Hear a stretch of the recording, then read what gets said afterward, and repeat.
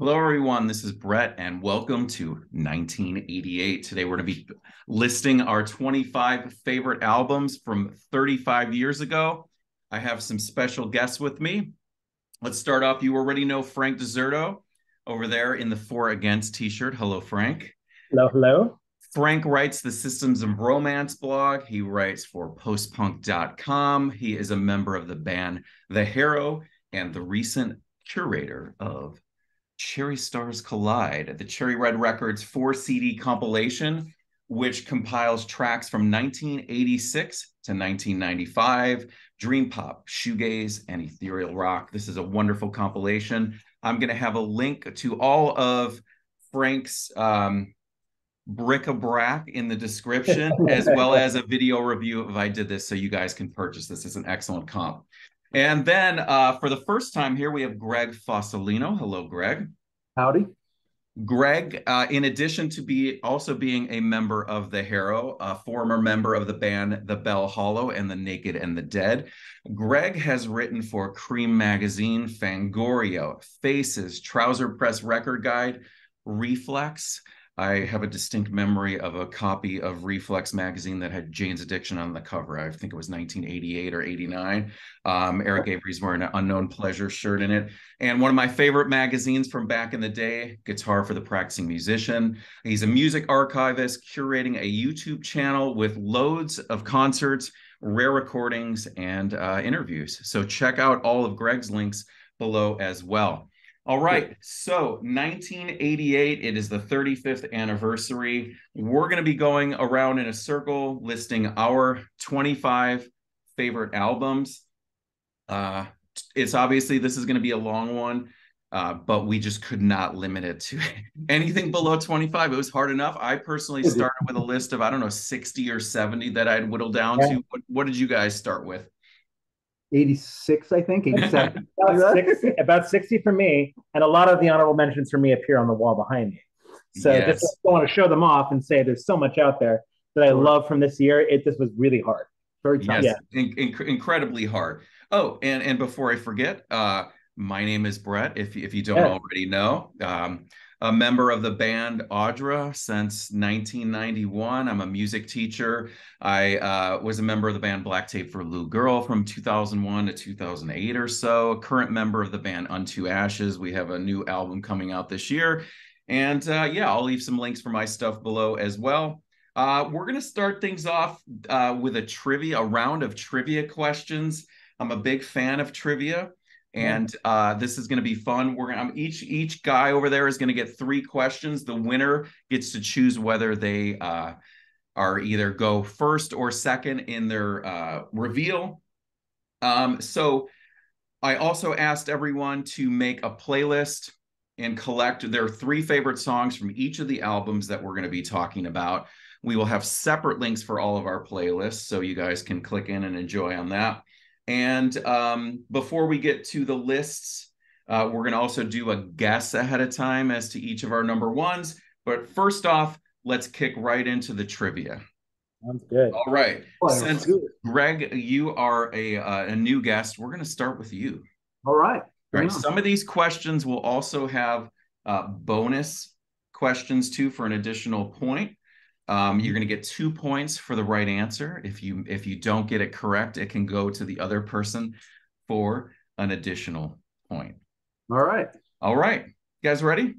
Yes, we're ready. All right, Greg, here we go. This 1988 film classic co-stars Donald Gibb, known for his recurring role as Frederick Aloysius Ogre Pulowski in the Revenge of the Nerds saga, as an American fighter that befriends Frank Dukes to compete in an illegal international martial arts tournament in Hong Kong. I've seen this movie, but I cannot remember the name, and I'm sure Frank has it. I don't. You okay? Your turn. You make the first guess, and we'll see how it goes. It's not. I'll just say Street Fighter, though I know that's not it. I don't have the name. A good guess, but incorrect. Frank. Is it American Ninja? It's not. That was with Michael Dudikoff. Great movie. The correct answer is Bloodsport. You are asking the wrong people, I think. Yeah. Stumped. All right. Question number 2. It's 0-0 right now. All right. Question number 2. Get out of my dreams, get into my car. The 1988 smash hit by Billy Ocean was featured in this 1988 summer flick written by Neil Tolkien, later known as the guy who penned the 1994 comedy Richie Rich. And this one's for me to go first, right? Yes. It's on the wall behind you. It's License to Drive. All right. Good one. Yeah. And Frank, you unlocked a bonus question for this one. Yeah. Oh. All right. So now if you don't get the bonus, it will go to Greg, who can steal your bonus. All right. For 1 bonus point, name the type of fruit being cut on the dashboard during the drunk driver scene. It's a citrus. It's lime. Oh, Greg. Lemon? For 1 point. At a 50-50. I remember the scene, the guy like gurgling with it in the car. Yeah. Maserati, this is much nicer than mine. Yeah. All right, we're back over to Greg. Okay. All right, here we go. Time to get serious. Born in 1988, this English singer-songwriter's second album became the world's best-selling album of the 21st century in 2011.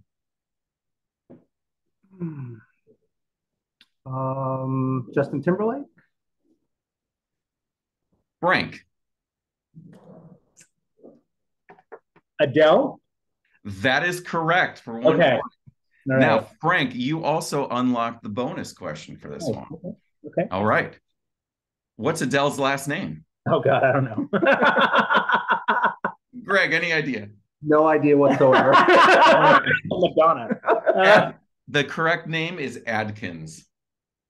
I did not know that prior to Didn't know creating that this question. All right, so right here, as we enter round 4, we have Frank with 3, Greg with 1. All right, Frank. This is an easy one, if I may say so. Okay. All right. This German singer-songwriter died of a severe cerebral hemorrhage on July 18th, 1988, while on holiday with her son in Ibiza. Oh, that's Nico. Nico, correct for 2 points, and you unlocked a bonus question. All right. For only 1 bonus point, name Nico's 6 solo albums in chronological order. Chronological order. Ooh, I can do. Okay, I think I can do this. All right. The first one is Chelsea Girl. The second one is the Marble Index. The third one is Desert Shore. Don't. I'm not. I heard you, but I know it's Desert Shore. Desert Shore. Then it is The End. Then Drama of Exile. Then the album with Faction, which is God. What is the name of that album? It's got the gray cover, and it's the one I play. My Heart Is Open is on it. It's the Faction record. We're just gonna. The Gift is not called The Gift. It's the Faction album. Well, it is the Faction album, but not the title of it. Come on. Right. All right, well, name that album when you got it. Then. I don't know it either. I have it, but I don't know It's one of my favorites. Camera Obscura. Oh, yes. Camera Obscura. So, Frank, even though it was 5 out of 6, no bonus point. Dang it. But we all, let the record show that I knew it was with Faction. Yeah. And yes, you did. You did. My Heart Is Empty is a favorite. Yes. All right, we're going into round 5 here. Frank is at 5. Greg is at 1. Greg, here's your chance to jump in here. Out of my dreams. All right. This Park Slope-born artist whose 1982 painting of a skull sold for $110.5 million in 2017 died at the age of 27 in 1988. In a film about his life, he was portrayed by the same actor who appeared as the gravedigger in the 2000 Shakespearean drama Hamlet, which also starred Bill Murray, Kyle MacLachlan, Ethan Hawke, and Julia Stiles. All right, this one I think is more my speed. Basquiat? You are correct for 2 points. My son is named after a Basquiat painting, and he is buried right over here in the cemetery. Yeah. Yeah. Anyway. All right. Bonus questions? Greg, a bonus question or no? Did that unlock What's that? Did I unlock a bonus question or not? There was no bonus for that, unfortunately. So right now we're at 5-3. So it's not looking good, Greg. But Frank, let's see if you can add in some extra points here. All right, last question. Frank, this former singer was inaugurated as the mayor of Palm Springs, California in 1988.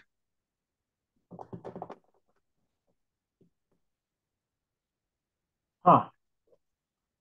Are you looking at me? Give it to Greg. I don't know. No, I don't know. Sonny Bono? Sonny Bono for 1 point, and you did unlock a bonus. So, Greg, you can actually tie here. All right, for 1 bonus point. What was Sonny Bono's real first name? I don't know. And neither do I. All right.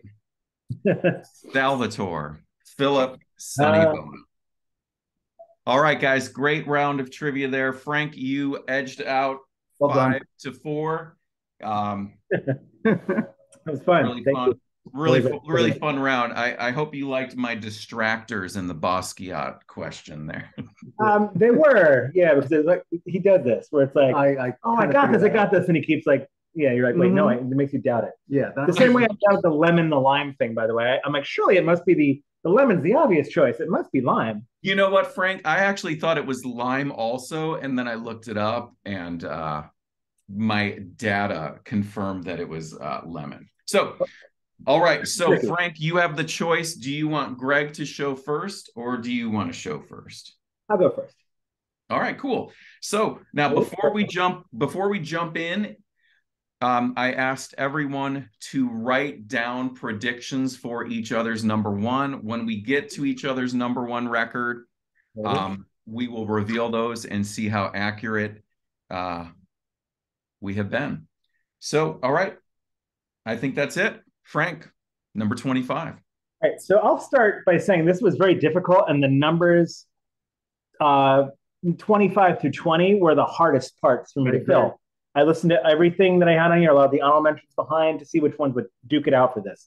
And numbers trained around. So my number 25 is going to be the Trinity Session by Cowboy Junkies, which is a really great night music record. It's their second record. It, to me, is the defining record, and it tends to be the most acclaimed of their catalog. They have several, one album before, several after, all of which have not sold as well as this. And it's got this, like, this is the one where they're really getting into the country sounds. A lot of covers on this album, a lot of like Patsy Cline covers, and the cover of Sweet Jane that everybody loves. I find it to be like, it's when they were starting to listen to a lot more country and Americana stuff. And I find it to be like a nice balance between Mazzy Star, not as dark and dreamy, and like the Neil Young Harvest Moon kind of sound. So it really clicks in that little box for me. My favorite tracks off this are Misguided Angel. The cover of Sweet Jane, irrefutably great. I think I heard that first. And then third would be Postcard Blues, which is a sick harmonica solo in it. So yes, number 25, The Trinity Session by Cowboy Junkies. Nice pick, Frank. All right, Greg, it's over to you for number 25. Okay. My number 25 choice is Suggested Reading / Apocalypse Cow by Holy Cow, a band from New Bedford, Rhode Island. And they were on Head Chunk Records, a local label of their own. And I always describe this band as kind of like a mixture of Bauhaus and Swans. Mm-hmm. They were kind of one of the only bands at the time mixing goth and industrial or noise rock. And this is their second album. And what's particularly interesting about it is the way they set it up. Side one, which is Suggested Reading, is all songs based on horror stories. Whereas side two is a live recording of all, otherwise unreleased songs. And it's a really good record. I think they're one of those bands that never quite captured their live excitement on record. They were an amazing, amazing live band. We're still doing live shows up until, maybe 15 years ago or so. I played a few shows with them. Nice. I think you might have too. Didn't we do Drop Dead? Yeah, we did Drop Dead where we were in different bands. And they're an incredible, riveting live band. But even still, even if they didn't maybe capture the full extent of their live energy, it's a really good record. And my favorite songs on this would be Rep F. I'm not going to say the rest of the word, which is a really chilling song based on the story Grandma by Stephen King. Oh, wow, nice. And the other two songs I picked were Island and Isolation. And it's a creepy, really fascinating record. Excellent. Hey, Greg, could you give the artist name and the title of that one? Right when you said it, there was a little glitch here and it kind of froze. So I just want to make sure we capture that. The band is Holy Cow. And the name of the record is Suggested Reading / Apocalypse Cow. Excellent. All right. Number 25 for me is the second album from the New York hip hop group Public Enemy. It takes a nation of millions to hold us back. I mean, the voice of Chuck D is just so powerful. I did get to see Public Enemy back in 1992 when they did that tour with YouTube and the Sugar Cubes on the Zoo TV tour. And Public Enemy came out and did 2 songs, one of them being By the Time I Get to Phoenix, or their take on it, By the Time I Get to Arizona. And they walked off the stage in protest to some of the state laws that were happening in Arizona at the time. So I saw them very briefly, but a great record. Favorites on this one, Bring the Noise. She watched Channel Zero, which samples Slayer's Angel of Death, and then Prophets of Rage. So that's my number 25, Public Enemy. That's a record I actually cut because A, I didn't own it, and B, it was like number 26. Yes. Yeah. So there's I mean, we could probably do a whole follow-up honorable mention video because there was so many. And even this morning I was cutting and rearranging things. I cut it this morning. So there you go. But I love it. Great choice. Excellent choice. Thank you. My number 24 is the other band you saw on that tour, Sugar Cubes, and the record. There's Life's Too Good. It's their debut.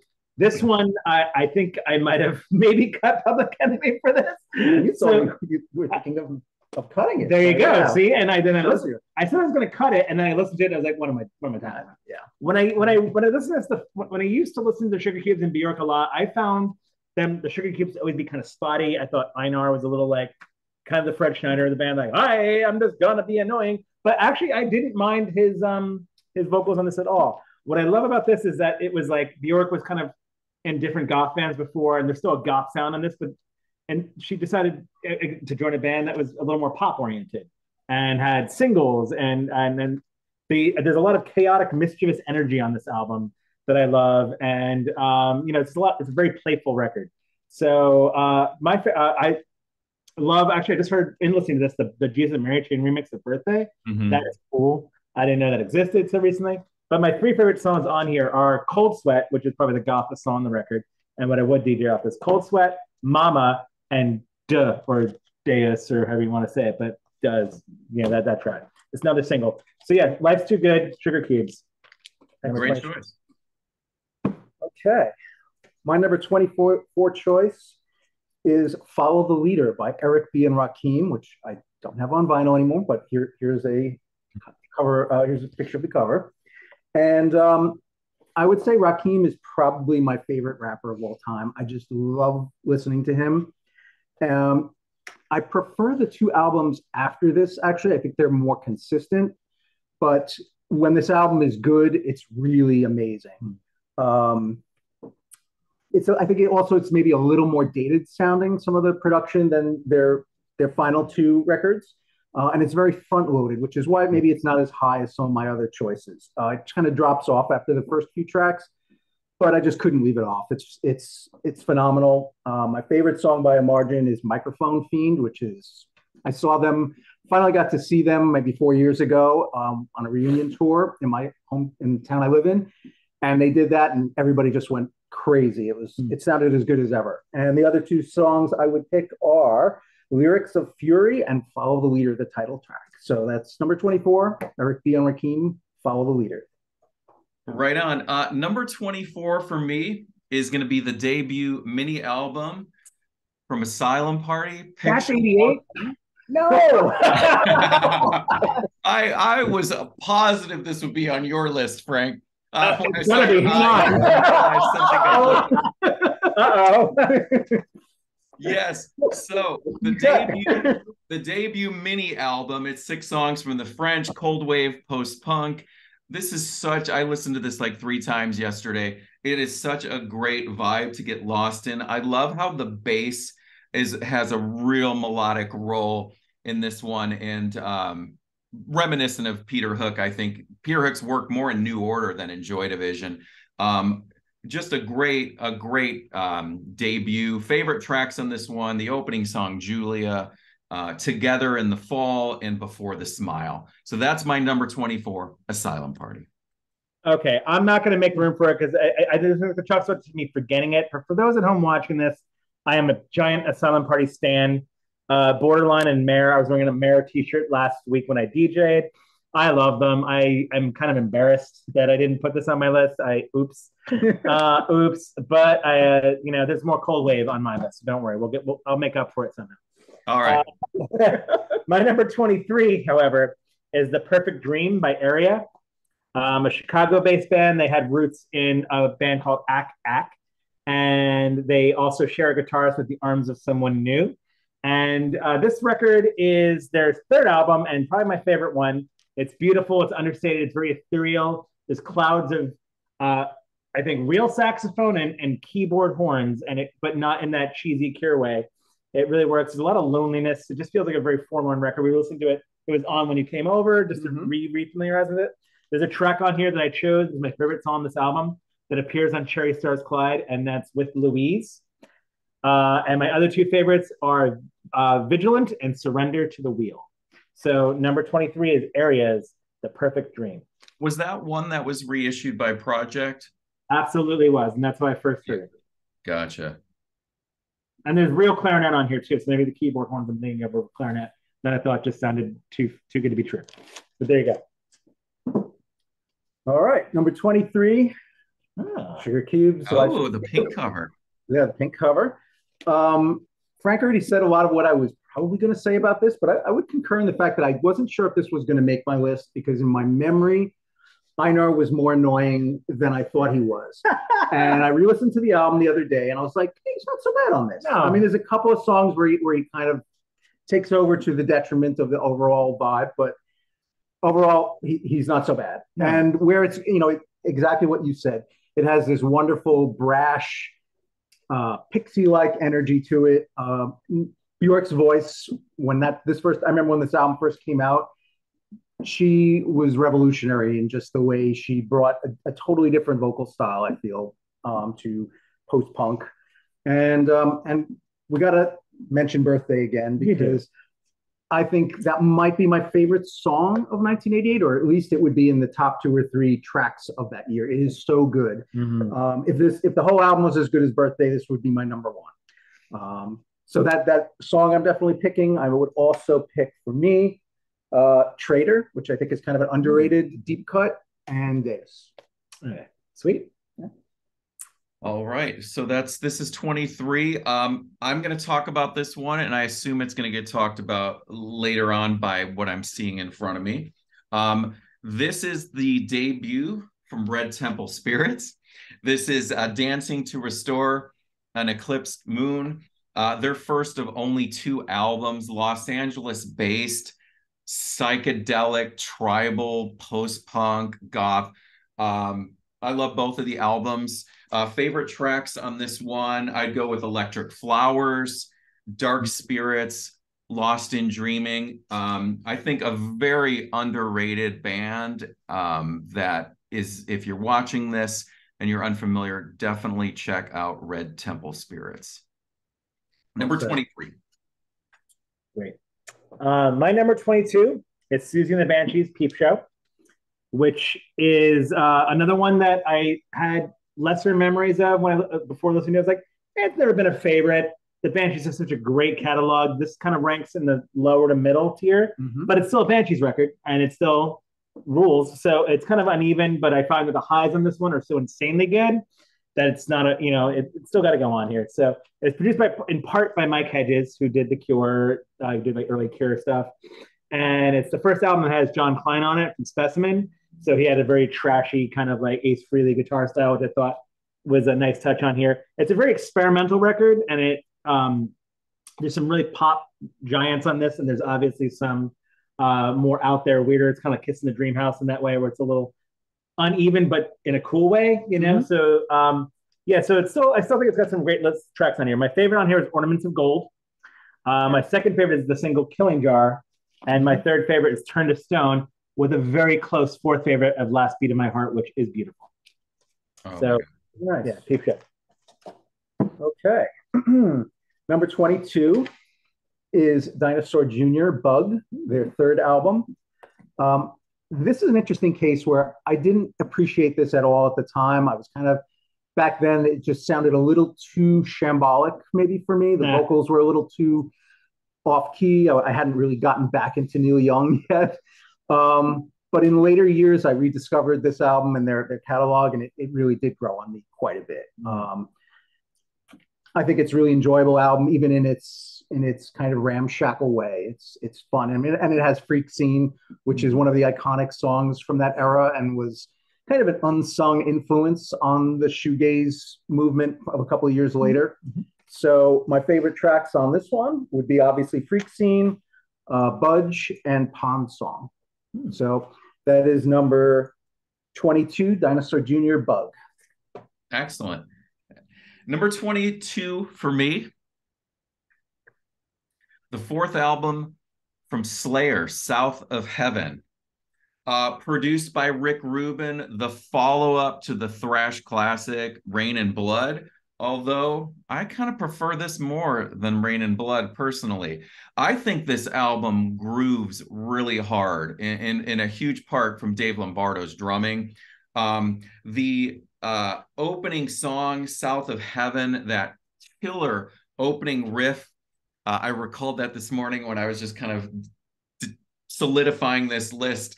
We played with the Chameleons last year, and I sound checked with the riff to South of Heaven.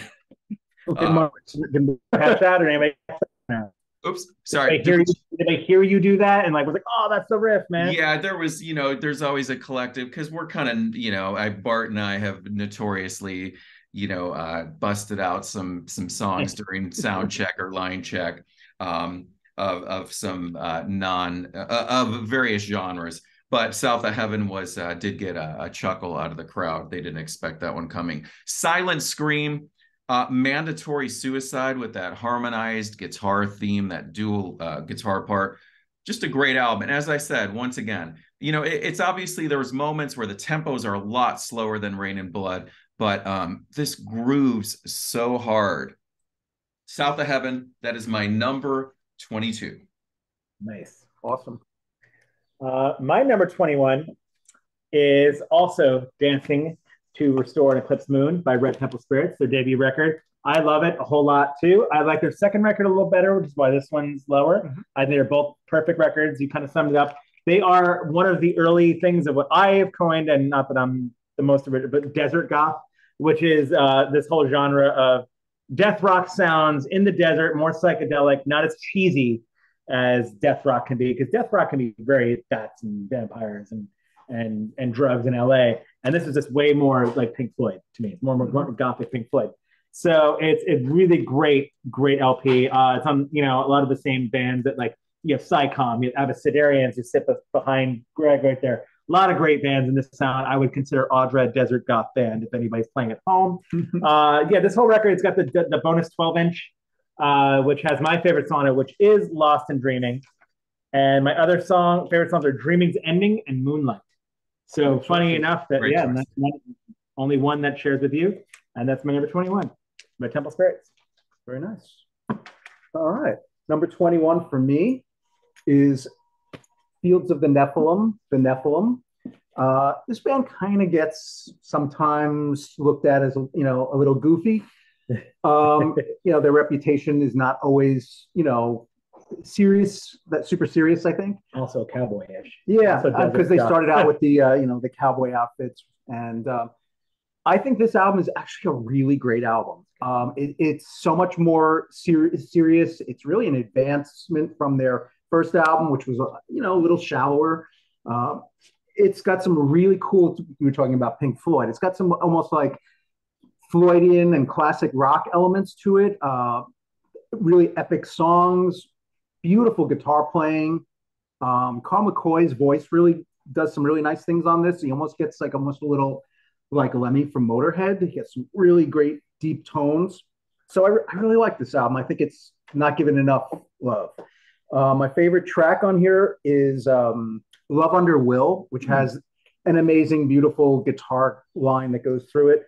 I also really like Moonchild and Court of Souls. So number 21, Fields of the Nephilim. Nephilim. They're the only band I would consider desert goth that it's not from the United States. So they kind of just fit in there for me. So I didn't grow up with Fields of the Nephilim, and I apart from like a few compilation songs on compilations over the years, but my wife Sarah had bought the reissue a few years back of Elysium, which I think was the follow-up to that.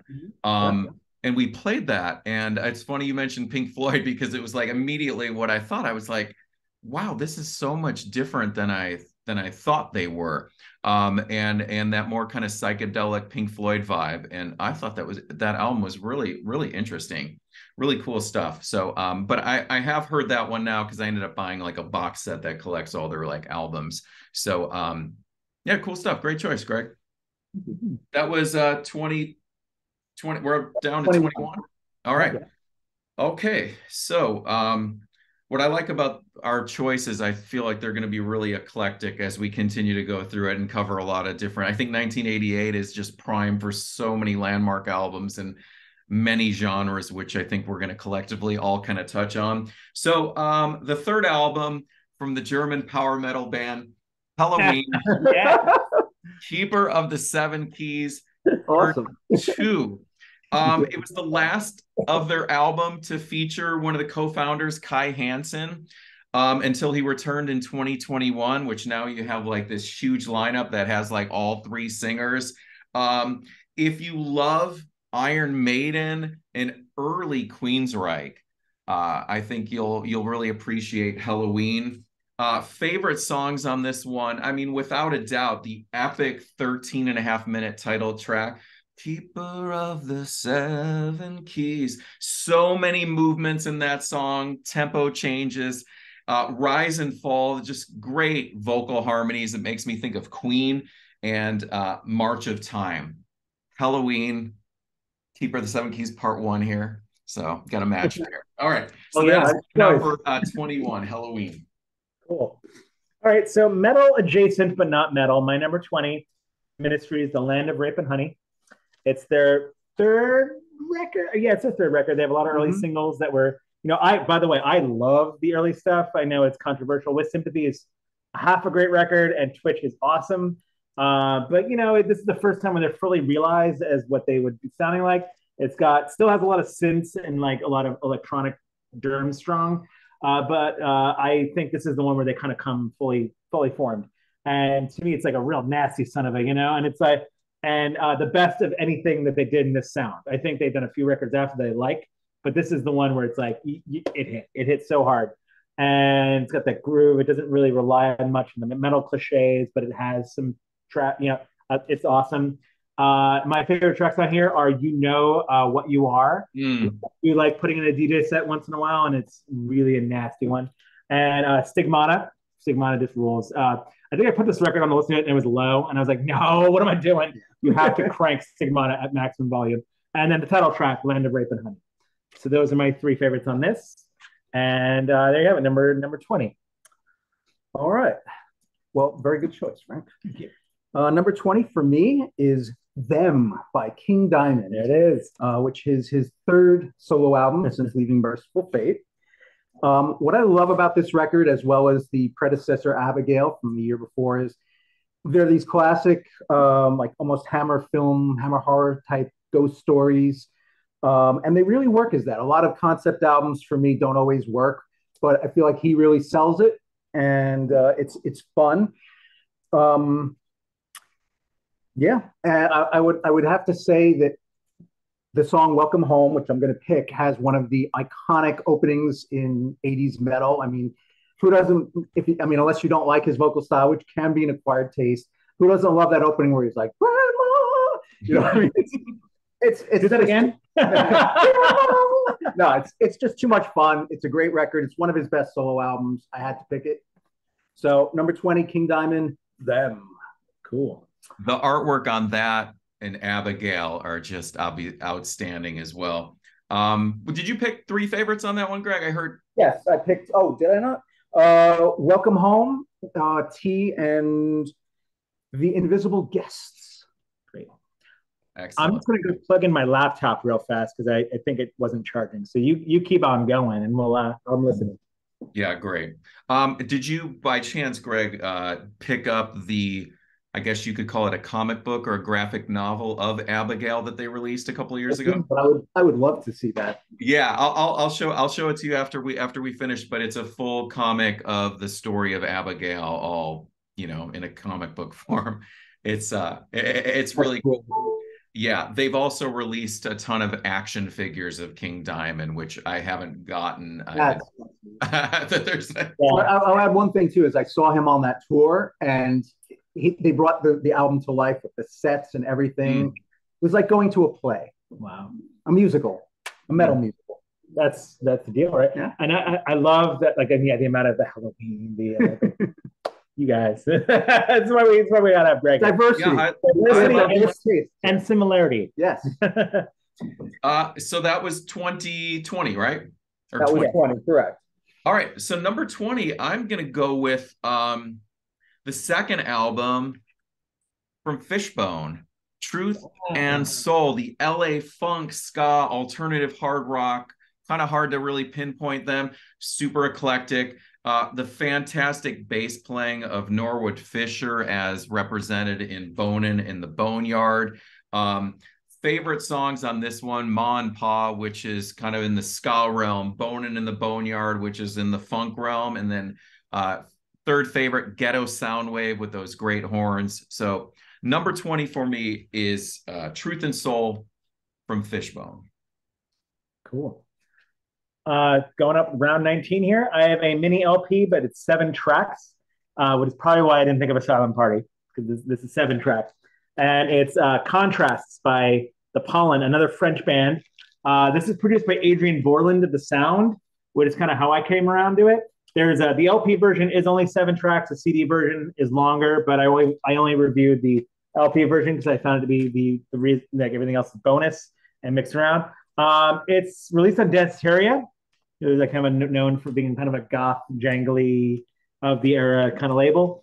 It's like a mix of like dark French post-punk. It's got a really great production vibe that Adrian Borland has, and it's got jangly indie pop vibes, female vocals.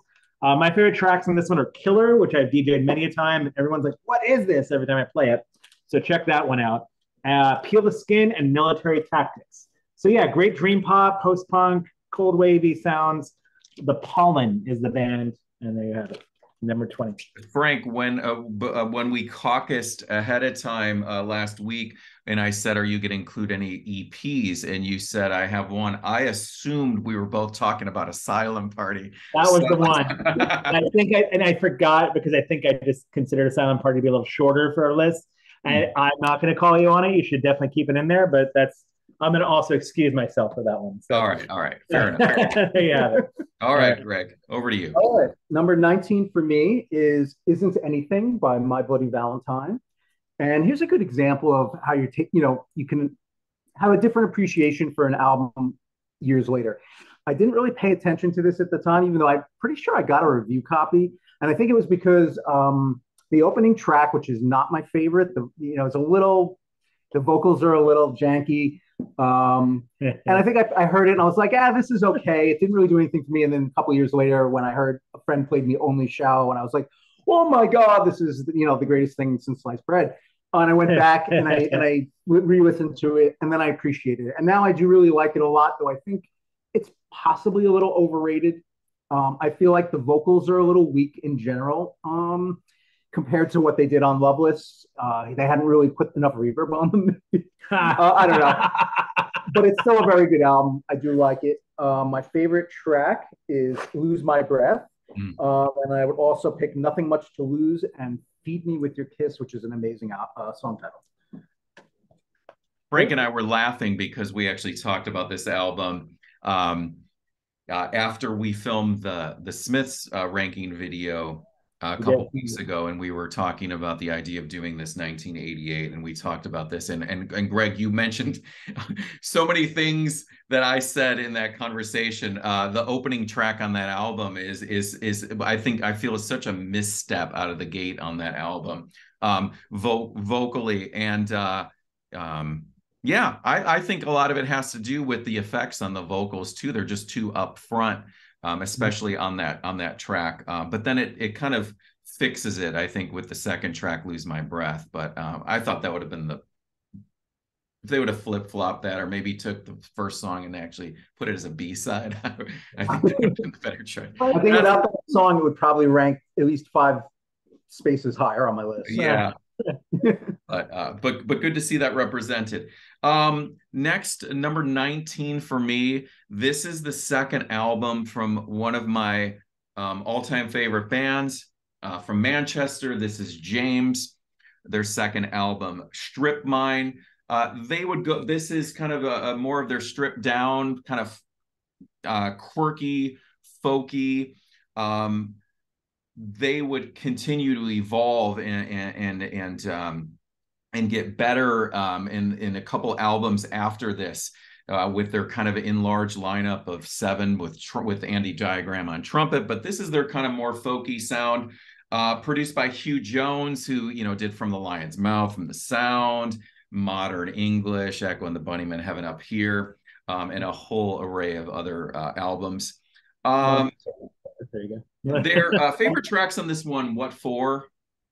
Fairground, which there's this moment where Tim Booth, who I also think is one of the best singers in rock music, there's this moment where he does this little falsetto, which is very reminiscent, this one particular note of Morrissey.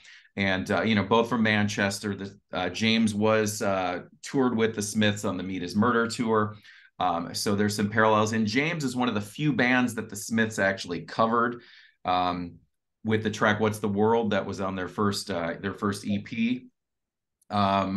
So yeah, interesting stuff. But a third favorite is Yahoo. It's, even though this is not one of my favorite James albums, it is still excellent, and it comes in for me at number 19. Cool. Did you do all 3 tracks? Sorry, did you do your favorites? Yeah. Oh, did I? Yeah. What For? Fairground and Yahoo. Cool. Sorry if I missed that. Nope, that's all right. Number 18 for me is the Wolfgang Press Birdwood Cage on 4AD. It is, I believe, their 3rd or maybe 4th record if you count EP collections and things like that. It's kind of the middle ground between their really early dark stuff that kind of came out of Mass and Rima Rima. And this is kind of where they kind of bridged that sound with having a lot more catchy, pop, accessible stuff. Songs like Kansas was a single. Not my favorite on here, but it still was like a catchy tune. And their records after this were like, that's where they had the Mama Told Me Not to Come stuff and the really, really poppy stuff. So it's kind of a transitional record for them. It's produced by Flood, notorious for lots of great 90s records, shoegaze and otherwise. And it has Peter Ulrich, I found out today. Peter Ulrich plays on one track, which is my favorite track on the record. There's a lot of deep grooves on here. A lot of 80s wire. It's kind of like funky, but dark and weird and kind of caustic and all these things together, which is kind of a thing I love. So my favorite tracks on here are Swing Like a Baby, which does have Peter Ulrich on it. See My Wife, and opening track King of Soul, which has a very deep crooning vocal that is kind of coming out the gate really hard with like orchestra hits. And yeah, it's just it's intense. So yeah, Birdwood Cage, number 18. Right on. Great choice. Number 18 for me is Jettison by Naked Raygun. This is on Caroline. It's their 3rd album. Naked Raygun kind of don't get as much attention these days, but back then I thought they were one of the most exciting bands in America. They were part of the same sort of Chicago punk scene as Big Black and Urge Overkill. They're a classic punk band, but they also incorporated some post-punk influences. I always saw them as sort of like American Buzzcocks. And this is one of their best albums, maybe their second best album. Really solid front to back. It has one of their all-time best songs, Soldier's Requiem. They were famous for doing all these songs with whoa whoa type choruses, and that one is probably the best example of that. The other two songs I would pick from it are Vanilla Blue, which was also released as a 7-inch single. Did not appear on the vinyl version, but it was on the CD version, and it's an amazing track. And then my third choice is Free Nation, which is another classic banger. So Naked Raygun, Jettison. Awesome. Very cool. And just a reminder to everyone, we are going to be collecting our 3 favorite songs in playlists. So if you're curious about some of these albums that we've been showing, you can definitely check them out in those playlist links. Okay, number 18 for me, another kind of mixture of metal, hard rock, funk, the debut from Living Colour, Vivid. Broken Hearts is my favorite on this one. Kind of more of a ballad. It has a killer bass solo in it from the original bass player, Muzz Skillings, who played on the first 2 records. Vernon Reid's tones on that are like all crystalline. He's got these volume swells. Just a beautiful song. Cult of Personality. I just remember when that, debuted on MTV, that video, and just that riff was just so powerful. Great song. And then number 3, I'm going to go with Open Letter to a Landlord. That is my number 18, Living Colour, Vivid. Cool. I thought that'd be on yours. I remember the first music club I was part of when you welcomed my friend Kevin and I to this was a New York-based one, and that was a record you chose your track from, I think, right? It was, and it was Broken Hearts. Yeah. I had a feeling you would have that on there somewhere. So cool. Yes. All right. My number 17 for me is Wire's A Bell is a Cup Until It Is Struck. Mine has a little sticker on here, which someone tried to remove. I have lots of these giant promo stickers, which you could tell people are trying to sell the record with. Anyway, I love every era of Wire, from their beginning records, their 80s records, and even their more recent records. Wire is just one of my favorite all-time top 5 desert island bands. I think they have so much going on for them. They have so much from a songwriting perspective, from an art rock perspective. And this record is produced by Gareth Jones, who did like a lot of 80s Depeche Mode, some Nick Cave records. My cat just did something stupid. I'm sitting knowing about on Tuxedo Moon. So he's got some, so that producer is well known and working in both pop and experimental spheres. And this record is very hypnotic, as Wire tends to be, very just kind of churning on one arty kind of angular riff and just kind of grooving on it. But it has a mix of synths and it's very dreamy in that way. But it has a lot of their poppiest singles, like some of the stuff that Elastic ripped off, is from this era. But yeah, it's not my favorite record of theirs, but it's a damn good one. And my favorite tracks on here are It's a Boy, number 1 favorite, Silkskin Paws, say that one a few times fast, everybody, and Boiling Boy. Lots of alliteration. So there you go. A Bell is a Cup Until It Is Struck by Wire. Number 7. Great choice, Frank. Excellent. All right. My 17 is one that you already chose, which is Fishbone, Truth and Soul, which is, I believe, it's their 3rd record. It's their 2nd full length. They're another band where I feel like their live shows never 100% translated to vinyl or to recordings, studio recordings. But I think this is the best example. This was the closest they came to capturing their live sound at the time. I love how it mixes so many different genres. I mean, in the beginning, they were kind of just looked at as a ska band, ska punk band. And here you've got R&B, you've got soul, you've got hardcore punk, you've got classic rock, you've got 70s funk. And there's more that I can't even mention. It's just a stew of all these different genres and sounds. But what unites it is Pink Vapor Stew. Yeah, appropriate with the title. It has this wonderful soulful quality. The whole album just kind of glows with this energy and political activism and observational tales of life. I just love it. What was interesting is that my choices are all different than yours, which shows you what a good record it is. I particularly like what Chris Dowd does on this record. I believe he was the keyboard player. And he does some ballads on this album, and Pouring Rain, which is my 2nd favorite on here, is just this heartfelt, emotional ballad that's just beautiful and very unexpected for them at the time. My favorite song on the album is actually One Day, which is just really, really groovy. And I love their cover of Freddie's Dead, which is a really, really great version of that classic track from the 70s. So Fishbone, Truth and Soul. Excellent. Glad to see that on your list. I remember seeing Fishbone, and I feel like it was in the early 90s. And my friend and I went, and we were right in the front, standing in front of the subs, where the stage was. And every time Norwood Fisher would hit that low B string, the fifth string, the air would just get pushed so forward that you would lose your breath for a second. I had to move to the back because I felt like I couldn't breathe. But they were so good live, so good. All right, number 17 for me. This is the second album. God, it feels like I've chosen a lot of second albums on this list. Sophomore slumps here, guys. Yes, the second album from the Australian group Died Pretty. This is called Lost. Another one of those hard to categorize. If I had to kind of give some touchstones, REM, The Doors, Paisley Underground, maybe like Rain Parade with some Stooges in there. It's emotional, energetic. They have a great front person. Favorite songs on this one: Winterland, Spring and Fall, Towers of Strength.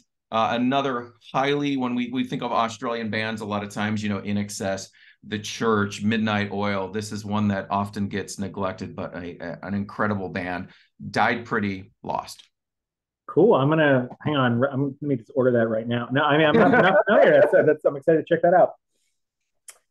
Number 16 is another band that lives in maybe REM world, like you mentioned, that I think is very underrated and doesn't get talked about a lot. It's the Railway Children with their second record as well. Another promo sticker here, everybody, which is called Recurrence.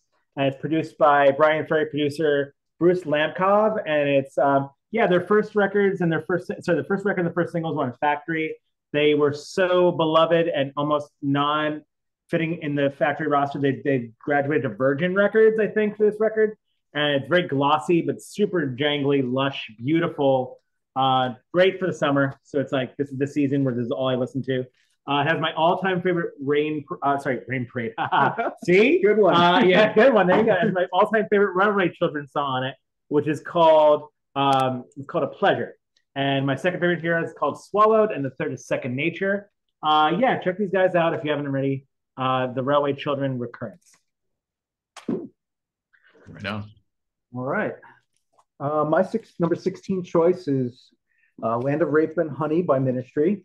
I echo a lot of what Frank said before about this record. I feel like before this, they kind of were jumping from style to style. I mean, the early stuff was kind of post-punk. I love Cold Life is one of my favorites from that era.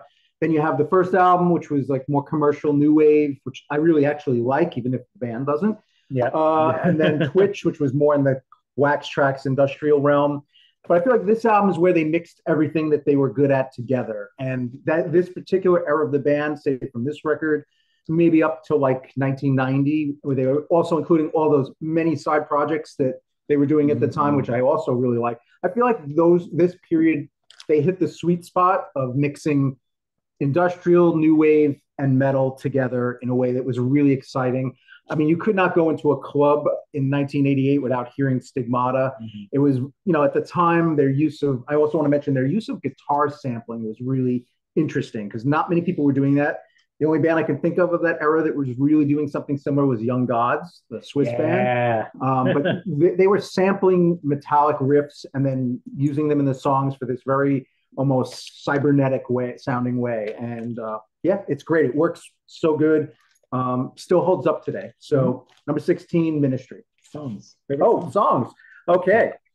Almost forgot. Number 1, Deity. Love that song. Number 2, The Missing. Also another classic. And then the title track at number 3. Cool. Great choice. Thank you for mentioning Young Gods. I think nobody really talks about them so much, and they're underrated themselves. So good call on that. Kind of forgotten unfairly. And they've been they're a huge influence on Bowie. I love them and love that album. So that album and The Mine Is a Terrible Thing to Taste. I smile just hearing discussion about it, because those were the soundtracks of so much tour van listening and early Audra shows, of going to the Mason Jar in Phoenix and blasting that album. Frank, you mentioned You Know What You Are, and if I recall correctly, that sound of Al Jorgensen's vocals on this have this almost watery, I don't even know how to describe it, that watery, just bizarre sound that just was addicting to listen to.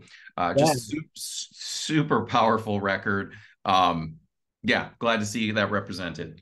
And before you go, the side projects, just got to talk about them, like Let Into Gold, Palehead, all awesome. Acid Course, all awesome. They're all great. And they're all phenomenal. So thanks for shouting that out too. All right, number 16 for me is the third album from Steve Earle. This is Copperhead Road. Yes, so country rock, outlaw country. The title track of this one tells the story of a young man who goes off to war in Vietnam. His ancestors ran a bootlegging business in Tennessee. He decides to come back and get into the marijuana business. And the whole story is just intense. It is a great song. Other favorites on this one besides Copperhead Road are Johnny Come Lately, which features the Pogues, the backing band, and Even When I'm Blue. If you're unfamiliar with Steve Earle, this is an incredible gateway to jump into. Copperhead Road, his third album. Nice choice. Nice. We're on 15, right? 15? Yep, 15. Here we go. My number 15, Into a Circle's one and only record, Assassins. This is... so members of this record, okay, so let's see. There's some Southern Death Cult. The bassist, what's his name? He's in Barry Jepson. That's it. He was in Southern Death Cult, and then he left and formed this band with a member of who he's also in. There's a Paul B or Paul Hampshire. He goes by B sometimes. He was also in Psychic TV, Death in June, Current 93 on the Dave Ball cover. So Getting the Fear also. Getting the Fear. That was So they had a band together called Getting the Fear. I remember before this, who were good. They had one 12-inch single that was very dancey and was a lot in my DJ sets back in the day. But then a new reissue of demos that got put out on Deus, I think, that collects a lot of this material. So a lot of this material is like Getting the Fear if it was better produced, except for the single. Except a lot of the demos, the songwriting are like that. A little bit of tribal post-punkism in that. Very glossy. Has a lot of cult vibes, but that makes sense given Southern Death Cult. It's like if Gene Loves Jezebel were a little better. I like Gene Loves Jezebel, but it's like it's got all the things that I like about that, like cocky, swaggery post-punk of the time, and just hits it better than the bigger bands. So I kind of wish it was a better known record. Also, it has backing vocals by Strawberry Switchblades' Rose McDowell too, who's all over it. And you can hear very clearly. A great vocalist, a great contributor. So this record is really cool front to back. So you can't really go wrong with anything on it. My favorite tracks are Evergreen, which was a single. Was Tender Skin is my second favorite. And then the last track, Seraphim Twin. So Into a Circle, Assassins, number 15. Cool. Very cool. All right. Number 15 for me is another one you chose before, Brett, which is Public Enemy. It takes a nation of millions to hold us back. This is a classic hip hop album from the golden era. It's dense, it's chaotic, it's political, it's in your face, doesn't let up. I love it. You mentioned Chuck D. I mean, what can you say about his performance on this record? But I also want to highlight the Bomb Squad, the production team behind this, because what they did on here with the sampling was, again, revolutionary, and just it was so exciting at the time to hear this. It kind of took hip hop into a really new era. So it's a great album. My favorite songs on here would be Bring the Noise, of course, at number 1. Number 2, Black Steel and the Hour of Chaos. And number 3, She Watched Channel Zero, which I will also mention. You mentioned the using the Slayer riff from Angel of Death, which, again, at that time, I mean, Run DMC had used Walk This Way, but Slayer, that was a whole different thing. And, it was so exciting to hear those two things melding at that time.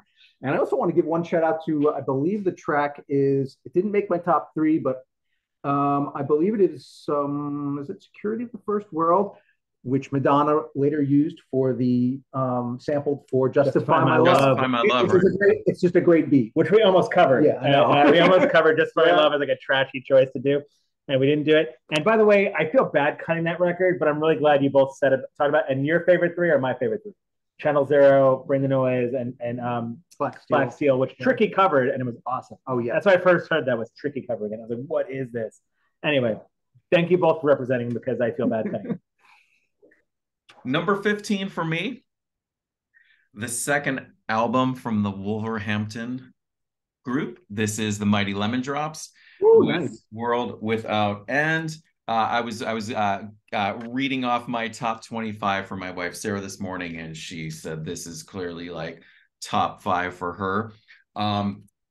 So favorite tracks on this one: In Everything You Do is a beautiful song. Closer to You, which has total Joy Division atmosphere vibes musically, also makes me think of U2's 40, the closing track on the War album. And I'm using those comparison into how the drums and bass kind of play together. Third favorite, Crystal Clear. But from beginning to end, this is an I think also a really underrated album. And I'm glad to be representing it here in this 1988 rundown. So the Mighty Lemon Drops, World Without End. Great choice. Hint, I love it, and you'll hear more about it. I had a feeling. Love it. Oh, that means it's my turn. It is. Okay, number 14 for me is Leonard Cohen's I'm Your Man. A little lower than I thought it would be. Like when I first came into this, I made Brett like maybe a year or two ago, and we were just kind of cock of the walking. Sent a list of just off the top of my head favorites from every year in the 80s, as though I was trying to be cute. And this was higher, but then when I actually listened to it again this week, I was like, okay, it's still really, really damn good. But certainly had a bit, it's the second record he did in that keyboardy backing track Casio vibe. It's a sound he kind of kept doing for the rest of his life and kind of got a little tired. It's still really good on this one. And the songs are amazing. A lot of the ones that this kind of he's still being very politically and social minded. But it's also danceable, so it's like playful, but it's trashy. It's talking about like drugs and excess, but also about important things on here too. But so I think this is uneven a little bit. There's a couple songs that I didn't love on here, like that was like Jazz Police or something like that. I was like, this is not the best one. But the ones that are on here are so strong. My first favorite is Everybody Knows. I mean, that song, just you could sing it till the day you go to boredom. And you could basically, the amount of times you just sing whatever you want. First We Take Manhattan, which I DJ'd as a closing track often at goth nights, which is like, people still want to dance, but in New York, it's still a good way to go out. And my third favorite is Take This Waltz, which is a, really understated, beautiful song. My third favorite used to be, I thought, Tower of Song, but I realized I liked most Tower of Song covers more than the actual Tower of Song. So more than Leonard's. But anyway, it's still a really cool record. And maybe he's got great records after this, the best of the last, if you will. So I'm Your Man, number 14. Everybody Knows, what a great song. And the Concrete Blonde cover of that one was outstanding as well. Yes. Good choice. All right. Number 14 for me is Tender Prey by Nick Cave and the Bad Seeds. Probably my favorite of his 80s albums. Probably. Yeah, maybe. I might go with that, even though it's on my list. But go on. I mean, you can't not mention The Mercy Seat, which is, and I've heard it described as his signature song. He still plays it. It's classic. It's kind of unforgettable once you've heard it. There really isn't any bad tracks on this album. It's really solid. Some of his later albums I love. Some of them I find a little spotty. This one, it's just good from start to finish. Aside from The Mercy Seat, which is probably my second favorite, my favorite is actually a ballad, Slowly Goes the Night, which is this beautiful nocturnal, smoky sounding late night ballad, which is one of my favorite of his songs from that era. And then the third one of his best rockin' songs from that era, which is Deanna, which is just fun. So number 14, Tender Prey by Nick Cave. Nice that you put it right back with my Leonard Cohen that kind of matched. Yeah, fits very well. And I was listening to that record the other day with evaluating it, and my son was around, and he was really interested in The Mercy Seat. So to tell him, he was interested about it being in the round and being kind of just like repetitive and this cyclical, demented nature of it. He loved it. He's 7, but I had to tell him what it's about, and he was like, kind of blew his mind a little bit. So I may have screwed my son up a little bit with The Mercy Seat as a concept. But great choice. Speaking of cover songs, the Johnny Cash version of that was also really, really stellar. Yeah. All right. So for me, number 14, the debut from the House of Love. Creation Records, neo psychedelic, alternative rock, I think highly influential on the shoegaze movement. Guy Chadwick, the singer, great voice, songwriter.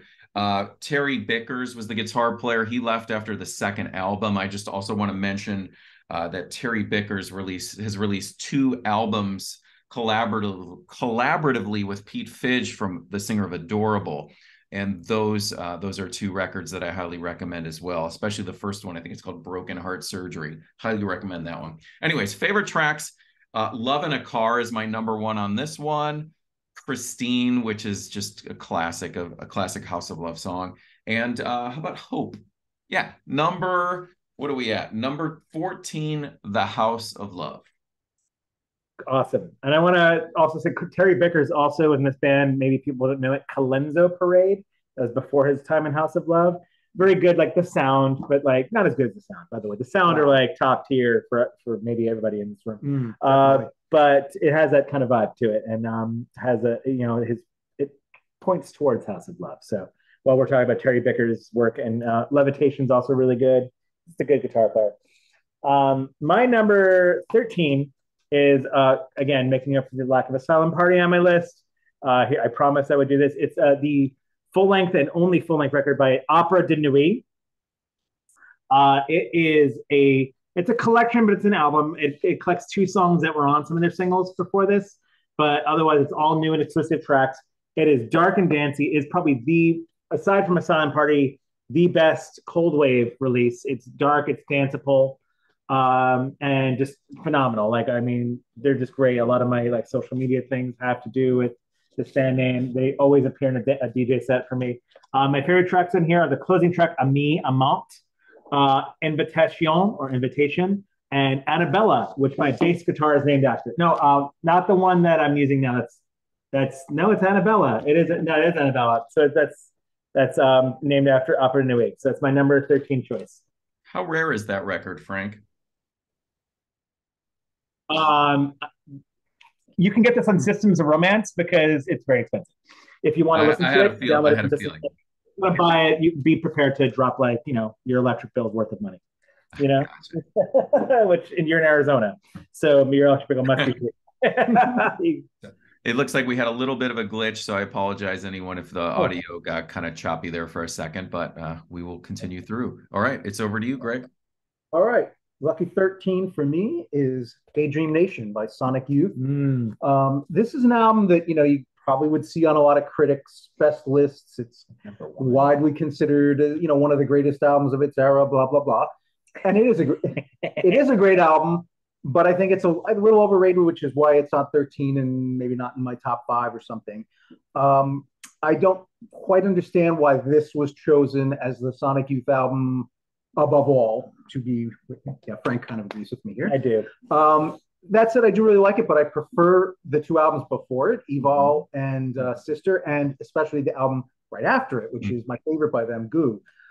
That said, it is still a really good, solid album. If it's I find it maybe a little over long, perhaps too. I feel like it wears out its welcome a tiny bit, but it's still great. Number 1 song on it, Teenage Riot, one of the all-time great Sonic Youth songs, never gets stale. Number 2, Silver Rocket, which is a really fun, more like stoogey song for them, which I can't remember what the TV show was. They did an amazing version of it on a TV show live at that program with David Sanborn on saxophone, which was really, and some other like musicians from the TV show band. It was really funny. And number 3 would be Candle. So 13, Sonic Youth, Daydream Nation. Number 13 for me, you guys both showed this one. It is the debut from the Sugar Cubes, Life's Too Good. Quirky, experimental, post-punk, dual lead vocals from Bjork and Einar. Produced by Ray Schulman from Gentle Giant. Coincidentally, I just had a bass student that requested to learn a Gentle Giant song this week. So I was like, wow, I was just reading up on Ray Schulman, who just passed this year. And Ray Schulman also produced the Sundays debut, Writing and Arithmetic. Favorite songs on this one? I mean, you guys both talked about it. Birthday, an amazing vocal performance from Bjork. Deuce, another great one. And Mama is just super intense as well. You know, I may be in a minority, but I always preferred the Sugar Cubes over Bjork solo stuff. I have some personal attachment to it. I probably told this story before, but that show I referenced before, where I saw U2, Public Enemy, and the Sugar Cubes, the day of that show, our band was rehearsing over at Arizona State University, and our drummer at the time befriended Siggy, the drummer of the Sugar Cubes, the night before at a little coffee shop. And so he said, I would love to come jam with your band the next day. So sure enough, we went and picked up Siggy at their hotel. Bjork walked by us in the lobby, and we picked up Siggy, who had just bought some little old antique snare drum. We brought him into the music room and we hung out and played for a couple of hours. And then he goes, it's time. I got to go open for U2 now. So he got my brother's car. We drove him to Arizona Sun Devil Stadium, the home of where the whole Rattle and Hum was video was filmed, and it had rained the night before, and Bart, my brother's car, we got stuck in a huge rain puddle in the parking lot. And then I remember I looked out the window and I see Siggy and Bart, my brother, all looking under the car to see how we're going to get out of it. And he's like, sorry, guys, I need to get in there. But he gave us all passes for the show and everything. Just a very nice guy. And it was so great. So I have such a strong attachment to the Sugar Cube stuff, especially their third album, which was, they were touring at the time, Stick Around for Joy, which for me is an incredible album. I think they're kind of their strongest work, which I feel like John McGee played that album now that I'm thinking, that album, which I'm thinking about. So anyways, long-winded there, but Sugar Cubes, Life's Too Good is my number 13 pick. Nice. Number 12 for me is Spirit of Eden by Talk Talk. This is their penultimate album, second to last, and this is where they fully kind of embrace the sound that they're most cherished for, I would say. That hypnotic post-rock, jazz, classical, they were loving. I think, Mark Hollis was always saying that we wanted to make this kind of music, but synthesizers were just cheaper. And they really want to that's why it's such a big contrast between that. So they really kind of came into the sound. By the way, I love the synth pop Talk Talk. I'm not going to front. But this is kind of really a special record, and it's the beginning of where they really cultivated that sound. A little bit on Color of Spring, but it really arrived in that way. I remember there's lots of stories about how EMI was not allowed in the studio. Like, you cannot come in here. You are not allowed to hear what we're doing because you're going to hate it. All their other stuff is commercially successful, and they wanted that kind of follow up, and they didn't get it.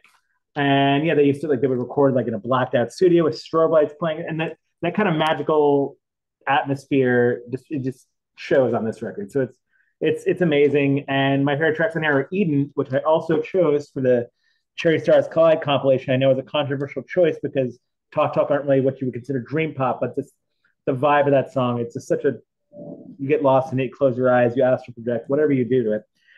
Eden, and then I Believe in You, which was a single, I think, and then The Rainbow.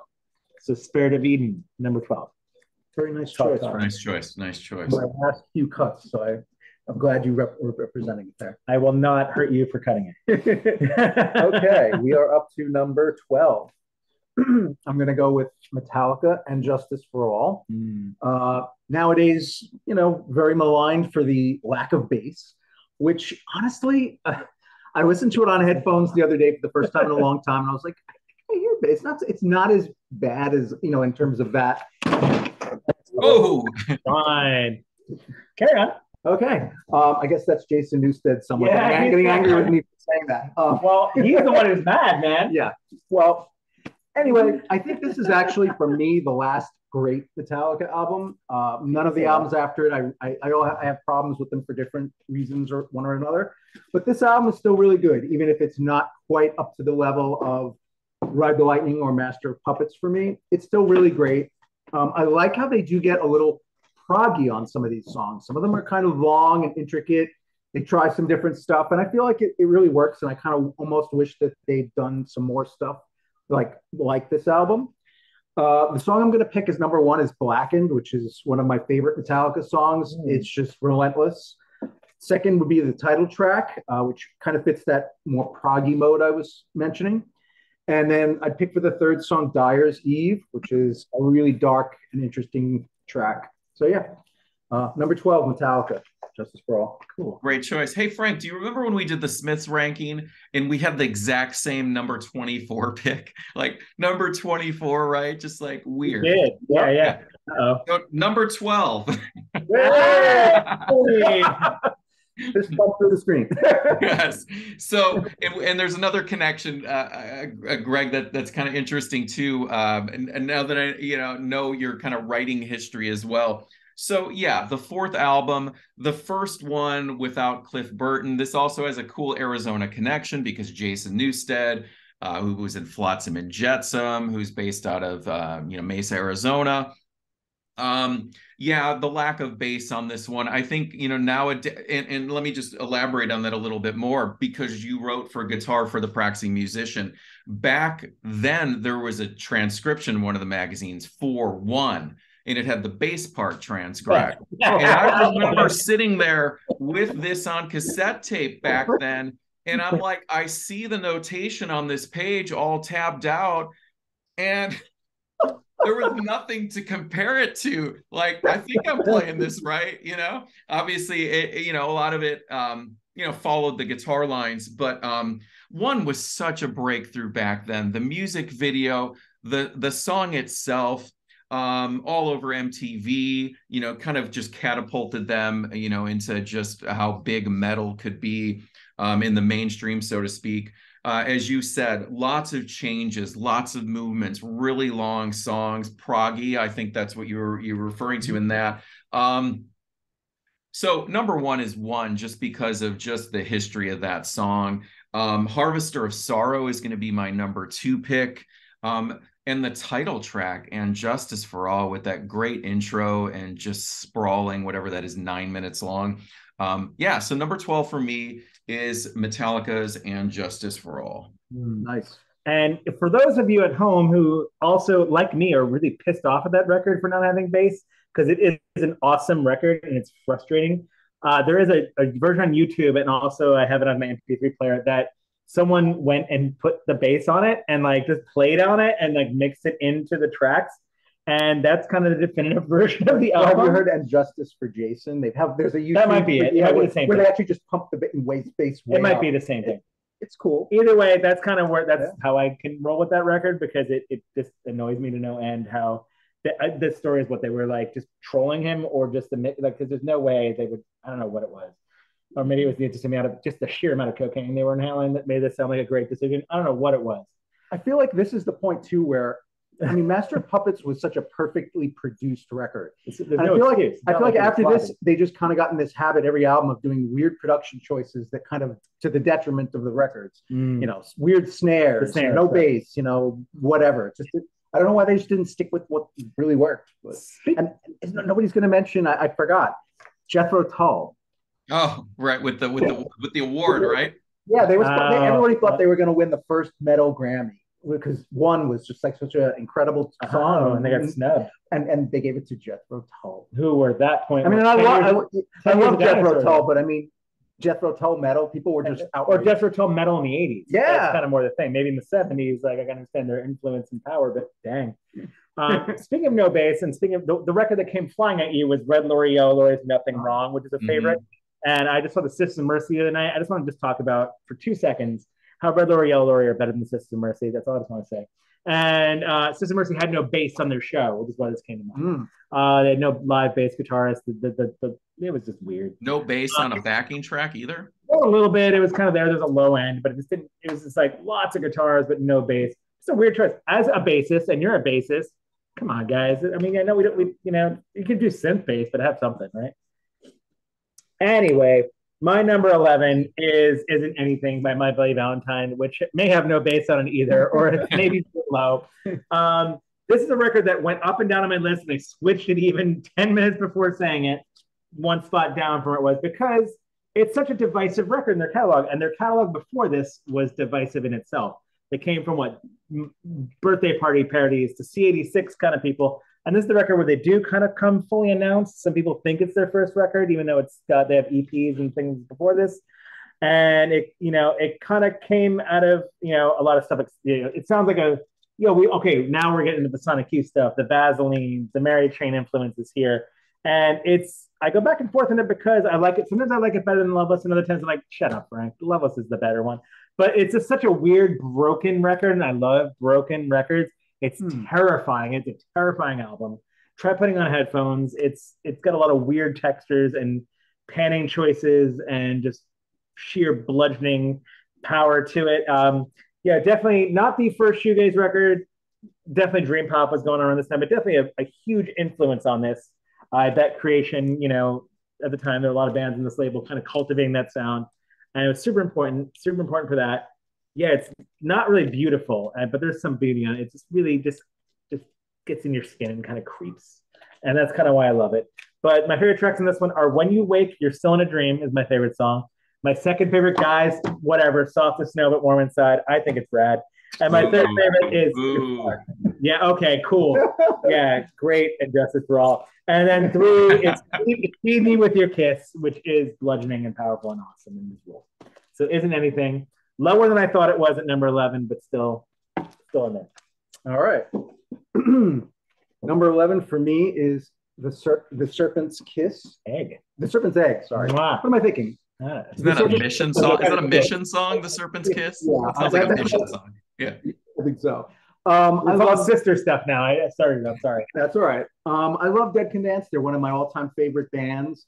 And I'm kind of surprised that I didn't have this album higher. Me too. Because I love them so much. But this is actually of their original era. This is probably my least favorite. I love them all, but this one is my least favorite. And I don't really know. I can't really pinpoint why. It just doesn't maybe have that one or two songs that just blow my mind the way the other records do. Huh. It's a very good album, though. It's where they kind of expanded on their dark classical influences. I can't really say anything negative about it. It's just I just don't have the same obsession with it that I do as Aeon or the debut. But I do really like it. It's a classic record. My favorite track is In the Kingdom of the Blind, the One-Eyed Are Kings. Second favorite, Severance, which is the classic. Mm-hmm. And third, The Host of Seraphim, which is, again, one of their iconic songs. So, lovely album. Dead Can Dance at number 11. Cool. Great choice. The next one, and I just read that this band, he is touring this summer, going to be playing this album in its entirety. This is the debut from Danzig. Former Misfits Sam Hain, frontman's titled after his name. John Christ on guitar, of course, that original lineup that was on the first 4 records. John Christ known for those pinch harmonic squeals like you hear in the opening track, Twist of Cain. This is such a great record. She Rides is my number 1 pick on this one. Twist of Cain, Soul on Fire, and of course this is the album with Mother on it, which is probably the most popular Danzig song. Great record. It's just such a fun one to put on, and we may go see Danzig, but it's outside in August in the Arizona heat, and that's never fun. So Danzig is in at number 11. I forgot that was 88 because Mother got re-released in the early 90s as a single, and that's the times I heard all the time, like 92. That was the live version. On the box. Yeah. The video channel, the box. Every time I'd be like, I want to hear Jane's Addiction or something, but it would be playing or Cherub Rock, but it would be playing Mother. So I grew to love that a lot, but it was definitely one of those like, wow. And then I didn't realize it was 88 just because I associated it with the early 90s. My number 10 now, we're at top 10. Here we are. Woo boy. Here we go. Number 10 for me is the House of Love's first record. Yes, you already summed it up pretty well. Another creation joint, basically between this and My Bloody Valentine, and like maybe Mary Chain and Cocteau Twins. There's your shoegaze template, right? Here it is, right here. So every song on here is classic. I feel it's like one of those bands that were highly regarded when they came out and sort of forgotten about since, like not as regarded now. But I saw them live this year and they were wonderful, even if Terry Bickers couldn't make it with the band. And oh, I have a promotional copy, promotional stamp. Anyway, so love it. They, more than just a pretty face on here. Every song, I think I had this. I had two of my favorite songs. Christine was one of the first songs that they wrote. Love in a Car, also, which was the closing song when I saw them, was wonderful.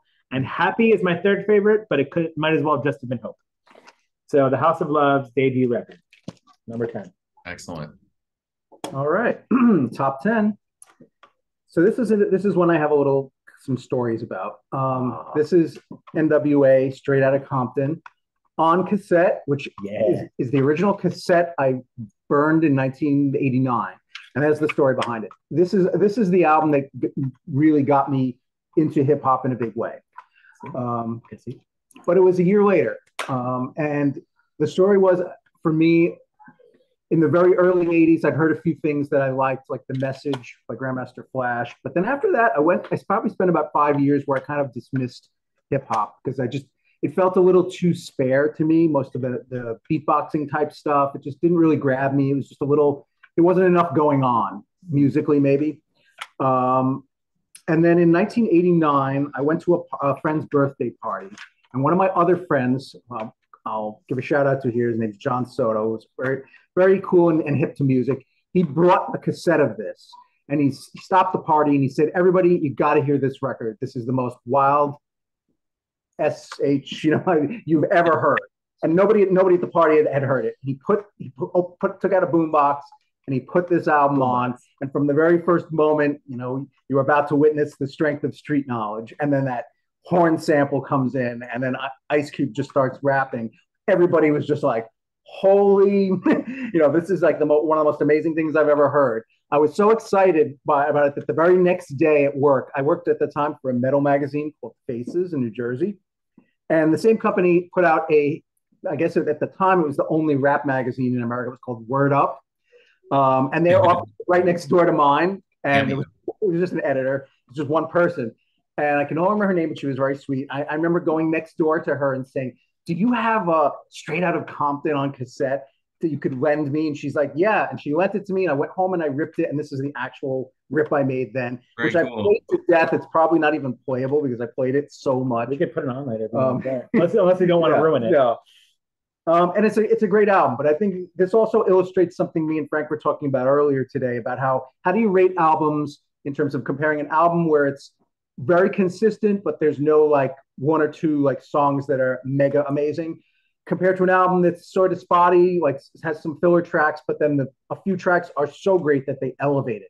And I think this is an album for me, like why I rated it higher than Public Enemy, for example, which is I think a more consistent album, is because those first three songs are just so good and so revolutionary that even the kind of filler tracks on the album don't bring it down that much. So I love it. I especially love Ice Cube's work on this. He's so wickedly witty on this album. His raps are just so funny and so memorable. I think I could still probably recite half of them from memory, which I can't really do for many other rap songs.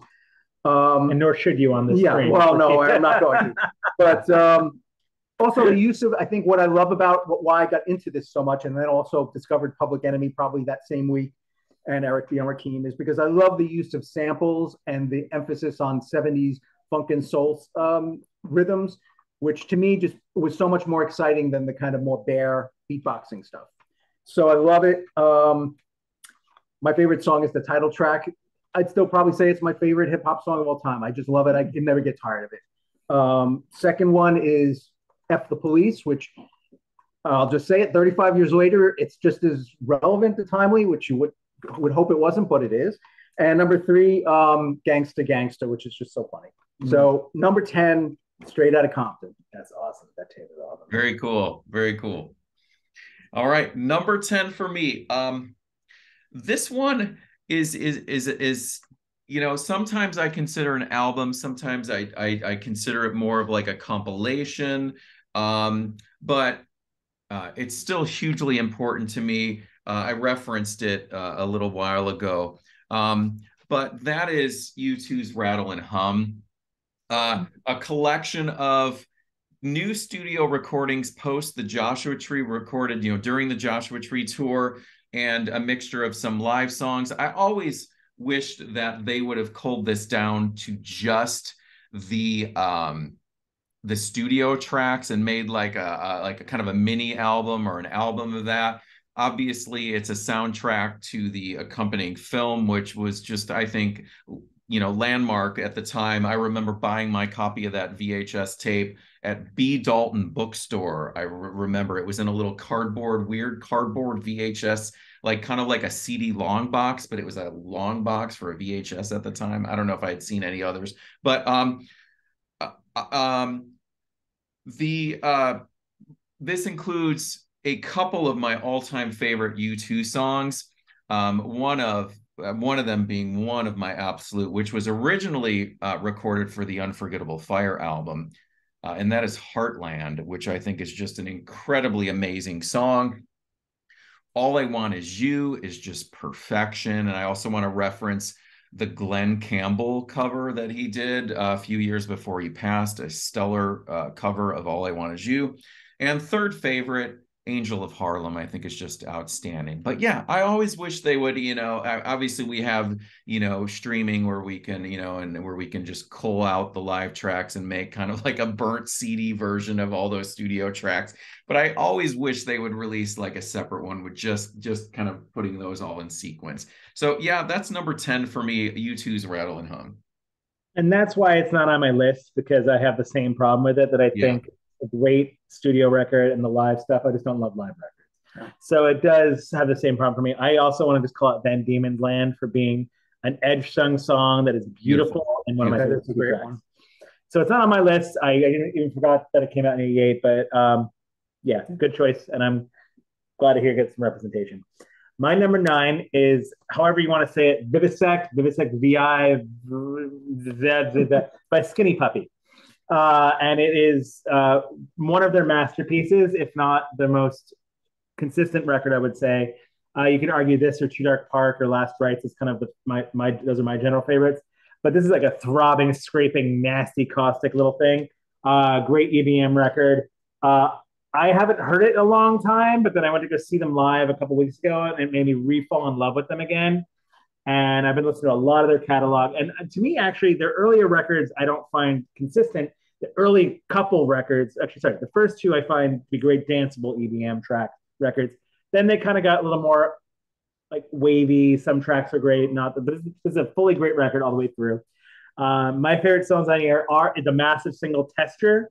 It's awesome.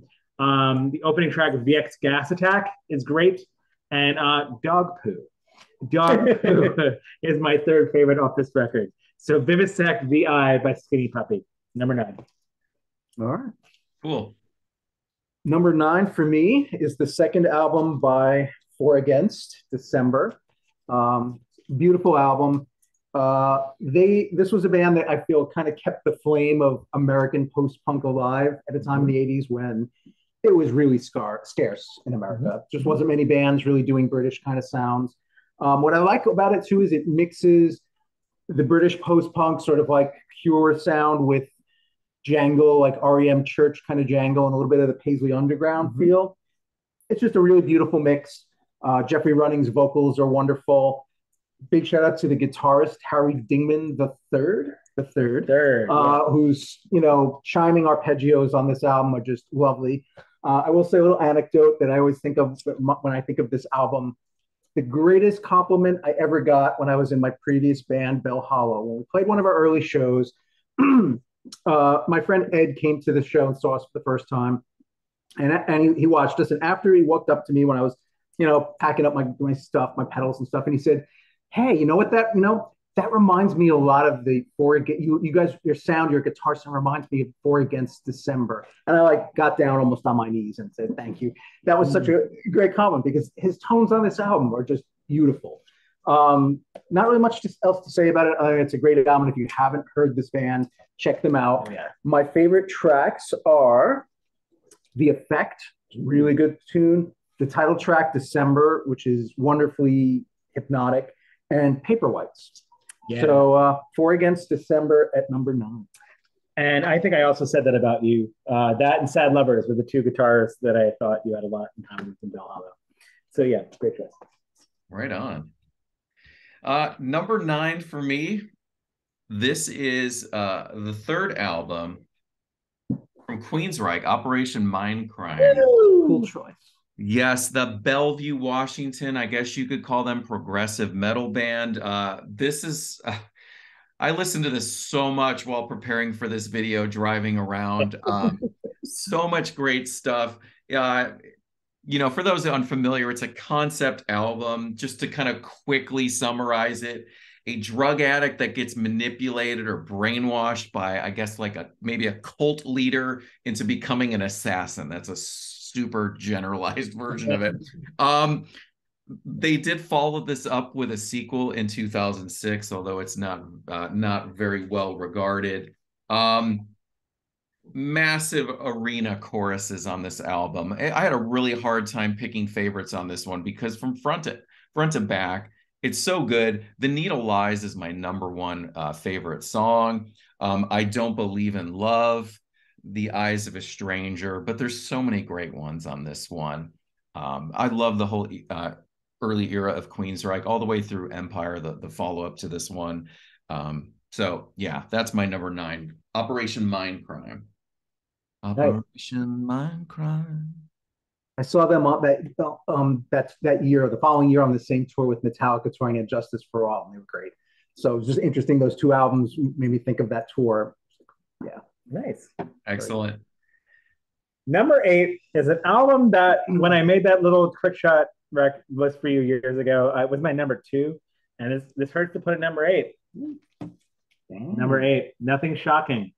It's still number 8, guys. All right, number 8 is shocking. Yeah, it is. It really is. It's nothing shocking, but I do have a lot of great things to say about it. It's not summer until I hear this album. I have a very distinct memory of going to Coney Island and pumping in while everybody was playing on oldies, which I love, all the 60s oldies. I just pumped in like $10 in the jukebox, put the whole record on, and got very, very drunk listening to it in Coney Island. So it's really not summer. They're like a great summertime touring band, big, outdoor seating things when I've seen them playing with 9 Inch Nails or otherwise. So the reason this is at number 8 is because I don't think it's flawless. I think there are a couple tracks in here I don't love. Something like saying that Standing in the Shower Thinking or Idiot's Rule, I don't connect with as much. Here's the thing about this. I'll also admit that I know that may strike with it. I wasn't around when they kind of were the big deal. By the time I got into music, it was 91, 92. They were on the way out. It was Lollapalooza. They had broken up. The radio hits were still on there, and the radio hits were the 2, maybe my lesser favorites for me. Jane Says, Been Caught Stealing, which is on the second record. So I just didn't know that this record was that good until later. And even then, while it's grown on me immensely, it's not my favorite thing in the world, but it still rules. Another interesting choice is the vinyl doesn't have Pigs and Zen on it, which is a rad song. So, Standing in the Shower Thinking over Pigs and Zen, I'm not sure what happened there. But my favorite 3 songs on here that I want to talk about are Ted, Just Admit It. That song is sexy. It is got this bass line from Eric Avery that's beautiful. And the way it just scrapes and gets nasty, and the thrashiness at the end of it, where it just kind of just becomes chaos, is amazing. That song is probably my favorite Jane's Addiction song, other than 3 Days. It's wonderful. Other 2 songs, Mountain Song, which is a great, massive arena rock hit, and I love it. And then Ocean Size also, which kind of is not the first on this record, but it, Up the Beach is kind of this poetic, beautiful, melodic intro. And then Ocean Size kind of slams in with that explosive liftoff. So the moments on this are extremely high, and it's an extremely great record. So that's what I have to say about it. Number 8, I know it's a shocking choice, but there you go. Excellent choice. Number 8 for me, the third Pogues album, If I Should Fall from Grace with God. And this is kind of I compare it to NWA in the sense that this was something that sort of spurred a new interest for me musically. I think 1988, as you mentioned, I think in the beginning of our recording, you said 1988 was a year that a lot of new things came in. I feel like it was an explosion of genres. And I feel like, Irish folk music was a big one for me. I grew up, even though I don't have any Irish ancestry myself, that was the first music I listened to as a child because my parents were 60s folkies and they played the Clancy Brothers all the time. And that was like my first childhood musical obsession. And then I forgot about it for years. And similar to how 1988 was a year where, oh, wow, I got more into metal. I got into hip hop. This album came to me, as a review copy. I was like, oh, the Pogues, I heard about them. I put it on and it immediately transported me to my childhood listening to the Clancy Brothers, but as if they were reinterpreted by the Clash or something. And I just fell in love with it, and it, spurred me to get back into Irish music. It's a great album. I don't think it's a little more polished than their first two albums, and I don't love it as much as those, but it's really good and it's very diverse. They delve into mariachi, they delve into Turkish music, all kinds of weird stuff on it, which kind of lends it to the fun. And Shane MacGowan is in great form on it. So if he ever can be in great form. If he can be. So my favorite song in here is The Broad Majestic Shannon, which is one of the most beautiful tracks the band ever recorded. My second favorite is Fairy Tale of New York, the classic with great co-lead vocals by Kirsty MacColl. And the third would be the title track, If I Should Fall from Grace with God. So number 8, the Pogues. Cool. Excellent choice. I wanted to just mention that just this past Record Store Day, they released a double record of all the B-sides from their Stiff Records years. So that was super cool. Very cool collection to have all those tracks all in one. We do a lot of Clancy's covers on those B-sides too. All right, number 8 for me. This is the 6th album from REM. This is Green. Someone had just posted about this, and I found this interesting. I've always noticed that, and I don't know if it's going to show up, but do you notice on the R's, you see there's a... Oh, what? There's a 4. There's a 4 that's almost like faded on the R's. No, you can see it only on the R's. And apparently, see if your copy has it, Frank. So apparently, according to the story, is if I have this correct, on Michael Stipe's typewriter, the R key didn't work, so he would use a 4.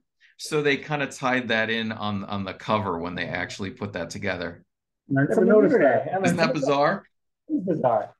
But anyways, this is the 6th album from the Athens, Georgia group. Their first one on Warner's after leaving IRS. I think this album is just outstanding. I think some people maybe malign it for the song Stand because that was such a popular, kind of catchy song. But it had some huge singles with Stand and, of course, Orange Crush. On this one, I gravitate towards the darker, really emotionally heavy songs on this one. I think this is the real beginning of their more acoustic side, which we see get explored on Out of Time and then Automatic for the People, of course. Perhaps my all-time favorite REM song, You Are the Everything. When I hear that one, it's just very, very emotional. Second favorite, World Leader, Pretend. And then the really sad, The Wrong Child. Those are just so emotionally heavy. So that is my number 6 pick, REM's Green. It hurt to cut it. It did. Same. I feel the same way. I feel it's a little maligned. I feel it's a little spotty. It's just like, I love REM so much, but I just love other albums. There's more. Turn You Inside Out is one of my favorites on that. Oh, yeah, great. Yeah, it's a good rocker, even though they're not the best rock. We were talking about this earlier, that you didn't think REM. I think I don't love REM as much when they try to rock out, and I feel like this was the album where they tried maybe a little too much to rock it. Like Frank, this was one of my last cuts, and it hurt to leave it off, but it is a very good album. Because REM are they're wonderful. Yeah. So glad you got to represent it. Glad we got it up there. That's why I put it out and made sure someone saw it. That it's a good record. Yeah, what's been really cool about this is you guys have shown some albums that I cut, and I'm happy to see you all showing, because so many of the ones that you showed that I've cut got revisited. Obviously I don't want to spoil what may be coming next, but like so many of them I listened to and revisited, and it was just these tough choices had to be made to just whittle it down to 25. I could have easily have done a comfortable 50 on this one, and it would have been solid. Cool. Thank you all for sticking with us so far. Yes. By the way. We're closing in on 2 hours here, but we're over to you, Frank. And maybe someone will turn the video off after this. My number 7 choice is Viva Hate Morrissey. My copy has the torn sleeve, which we've talked about this before. And it's kind of awesome because like the world doesn't need any more Morrissey space in this here. So this is I think it's his most consistent, it's his first and most consistent for me solo record. Vinnie Riley plays in guitar, Stephen Street's producing, and we all talked about how much I love Stephen Street in the Smiths video. I love Blur, I love Darling Buds, I love all the stuff he mentioned it in the Psychedelic Furs video. Yes, Psychedelic Furs, yeah. Yep. I think he's rad. Vinnie Riley, whether or not he wrote this album or not, rumor is that he didn't write it. That his guitar playing is still wonderful. Vinnie Riley from the Durruti column. It's a real match of kind of everybody. Like Morrissey was still kind of coming off being awesome and not being a douche yet, and or maybe he always was. But the point is, peak of his power. Stephen Street, Vinnie Riley, all together. Great songs on here. It may be a little front loaded, but I still think it's really great all around. My favorites are similar to Last Night I Dreamt Somebody Loved Me. My favorite song on here is Late Night Maudlin Street, a similarly epic, long-winded, sad song that's very, as the title suggests, maudlin. My second favorite is the opening track, Alsatian Cousin, Alsatian, and it rips. And then my other favorite is the short little lead-up track to Late Night Maudlin, Angel, Angel, Down We Go Together. Beautiful, haunting, and yeah, it's a cool record.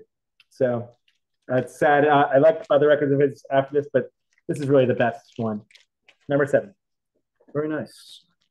Number 7 for me, The Church, Starfish. I think this is probably their most popular album, and for good reason. It's an amazing album, start to finish. It's wonderful. It has their biggest hit, Under the Milky Way, which still sounds fantastic 35 years later. Irrefutably great. Yeah. We saw them together a month or two ago, and they were still fantastic live. Mm-hmm. But I want to give attention to Steve Kilbee's vocals on this album. I feel like this is the album where he really took his voice up a notch in terms of richness and depth. It's pretty fantastic. Not much other to say about it. Most people heard it. It's classic. My favorite track on it is Under the Milky Way, which is just one of the greatest Django post-punk ballads of all time. Yeah. Number 2, North, South, East, and West. Yeah. Great track. And third, Hotel Womb, which is pretty memorable closer. Really great one. And they played that when we saw them. Yes, they did. Played Hotel Womb. It was wonderful. Cool. Great choice. All right, number 7. I don't think this one's been shown yet. The 5th, or depending on how you count it, 6th album from the Cocteau Twins. This is Blue Bell Knoll. Yes, so, no spoilers, right? Scottish, dream pop group, I guess you could call them. This was the first one to get the other studio albums to get a U.S. domestic release. This includes the first Cocteau Twins song that I ever heard. My friend Robert, who is an early member of Audra, I remember going to his house back then. We were probably still in high school, and I want to play you this song. And I didn't appreciate it at the time, but I always remember the name of it. Suckling the Mender. I'm like, what the hell is that? I just never forgot that. I'm like, years later than when I actually I was like, oh, they're actually really, really good. What album is that, Suckling the Mender? I need to revisit that one. You still don't know what it's about. No. Yes. Bro, no one knows it. No one knows. Yeah. 3 favorites on this one. The soaring, angelic vocal melody of Carolyn's Fingers. For Phoebe, Still a Baby. And my 3rd, the closer, Ella Mega Last Burls Forever. song titles are so difficult to remember on any Cocteau Twins song, but there's my three favorites, and that is my number 7, Cocteau Twins, Bluebell Knoll. Great choice. My number 6 is The Mill Pond Years by And Also the Trees. The UK band, very pastoral, very Scott Walkerish, known mostly by being produced by Lol Tolhurst and Robert Smith occasionally, of The Cure, playing with The Cure a lot. They were kind of one of the bands that he championed. And this is not their best. It is not their first, but it's still a dang strong record. Any record, they're one of the most consistent bands I find in post-punk. Every record, including their more recent records, new album is amazing. It's amazing. New album is so good. It was a favorite of last year. So good. Happy belated birthday to Simon Hugh Jones, who just turned, don't know, but he just had a birthday recently. And I don't know, it's a wonderful band. I basically, if you haven't heard them, they are among like Four Against or Sad Lovers and Giants, one of the most underappreciated bands that should be a little bigger, that I don't understand why they aren't, and why they aren't more cherished and listened to. So they're just amazing. Check them out if you haven't. My favorite tracks on here are Shelltown, which was a single, The Suffering of the Stream, and The Standalone Man, all of which have just shimmering, there's mandolins all over it. It's basically like, it's not like The Church, because The Church are more jangly, but it's definitely got a lot of the same kind of textural moments on it. Pastoral quality. Yeah, exactly. I always kind of see them like, basically they're a band that is from England, but plays rural France only. So, And Also the Trees, The Mill Pond Years. Number 6. Excellent choice. That was one of my most, sad cuts. It almost made it. It's not my favorite of the records, but I totally concur with Frank. They are so underappreciated. Okay, number 6, following up for you, Brett. Cocteau Twins, Bluebell Knoll. Cocteau Twins are probably my favorite band of all time, or at least tied with T-Rex. So I am a fanatic since 1984. I love the band so much. This isn't my favorite of their albums, though, which is probably why it didn't rank in the top 2 or 3. At the time, I was a little disappointed in it when it came out, because I felt it was a little more mainstream. It didn't. I mean, maybe compared to some of the louder music, as we've seen in the list I was listening to, it seemed a little. It just didn't hit me at the time. Going back to it years later, I fell in love with it. I do love it. It's a great album. Not one of my 2 or 3 favorite Cocteau Twins albums, but still fantastic. It's like liquid, syrupy sunshine. So my favorite tracks are a little different than yours, I think. My favorite one, and I'm hoping I'm going to get this right. I always screw this song up. The Itchy Globo Glow. Really tough tongue twister. Great song. Number 2, I don't know if it's pronounced Chico Buff. Gosh only knows. And number 3, Spooning Good Singing Gum. Not Suckling the Mender? No. No matter butterflies? I mean, yeah. Awesome. Oh, it's over. Is it me? Yes, all right. Wow. All right. So number 6 for me, Peep Show from Susie and the Banshees. Nice. Awesome. Yeah. So their 9th album, I think this is incredibly unique. And as I listen to it now, 35 years after its release, and I was driving in the car the other day listening to it, and it's not Peekaboo is not one of my favorite songs on this. Of course it's a goth club staple. We've all heard it in goth clubs. My kid loves it a million times. But what's so fascinating about that one is how it's, and some songs on this album are all built around accordion. And that's who, for me, the star of this album is Martin McCarrick, which, a lot of us know it from his work, collaborating on, This Mortal Coil, Peter Murphy, Dead Can Dance. But those accordions on that song and The Last Beat of My Heart, just beautiful how this album was produced and weaved. I find it very unique sounding.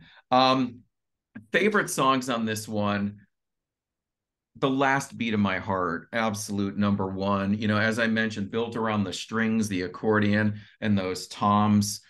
Scarecrow is my 2nd favorite, and then Frank already mentioned The Killing Jar. So yeah, that is my number 6. Susie and the Banshees, Peep Show. Awesome. Nice. Number 5 for me is representing what Gregory mentioned, Four Against December. which, yeah, Greg kind of summed it up. For Against were always the band that was the American answer to Factory, in my opinion, but had a higher vocal register, that jangly sound. Blends it all together. Jeff has been kind of a buddy in recent years, and he's a wonderful human being and a great record collector. And it shows that his influences, he obviously could tell he was like tuned into everything that was going on and replicated with his band. And this is on Independent Project Records, and they are also known for being a progenitor of like the desert goth sound, even though they're from Nebraska, close-ish. I mean, we're getting over there into like the very open fields and kind of warm weather vibes. But it's a really powerful, swirling record, and a lot of angst, but really beautiful moments on it too. So my favorites on here, the opening track, the title track, December, which to me is like my favorite Christmas song, other than what we do, Christina's Things Fall Apart. Just basically those dark winter songs are kind of where I live. That closing song, Clandestine High Holy, I love. It's a rave up. It's just like B to the W, balls to the wall the whole time. And then Stranded in Greenland, which is a great jam to play. Paper Whites is also great. It was really hard to pick. This is actually a flawless record, so this one was hard to like front to back. There's not a dud on here, in my opinion. So For Against December, number 5. Good choice. All right, number 5 for me is the second album by the duo They Might Be Giants, or they were a duo at the time, Lincoln, which is my favorite album by them. This is another band that I was not into at the time. I think maybe I probably heard 1 or 2 songs by them and thought it was just too weird or too quirky. But years later, I somehow rediscovered them and got super obsessed with this record in particular. I love how witty and weird and quirky these songs are. They seem to come from some sort of alternate universe. They're real brainiacs. It's like all the little weird references, and I don't know. I just love it. I find it so entertaining. The fact that it's kind of amateurish in terms of it only being 2 guys and they don't really have a band, I think is part of the charm. It really enhances their creativity on the record. So I love it. My favorite song is the wonderfully weird Shoehorn with Teeth. Second is also weird, Mr. Me. And then the third favorite was the sort of the hit on the album, Anna Ing, which is like a beautiful pop song. So They Might Be Giants, Lincoln at number 5. Right on. Number 5 for me, the stunning 4th album from Dead Can Dance. This is The Serpent's Egg. Brendan Perry, Lisa Gerrard, I don't know, cathedral music. It sounds ancient, lush. It's a great headphone album. 3 favorites. I mean, the opening track, The Host of Seraphim, and I'm gonna drop this in there because I can't not speak of the movie The Mist when I think of The Host of Seraphim. For those that have seen the Stephen King film, there's no real music in that, and then in that real intense, horrifying scene at the end of the movie where the Host of Seraphim comes in on, and it's just goosebumps. It was such a perfect choice for that movie. The song is haunting, beautiful. Ulysses is so incredible as well. And for my 3rd favorite, I'm going to go with Severance. But it was hard to just narrow it down to 3 on this one. I think this is just outstanding. And I love the cover. Serpent's Egg, number 5. Great choice. Great choice.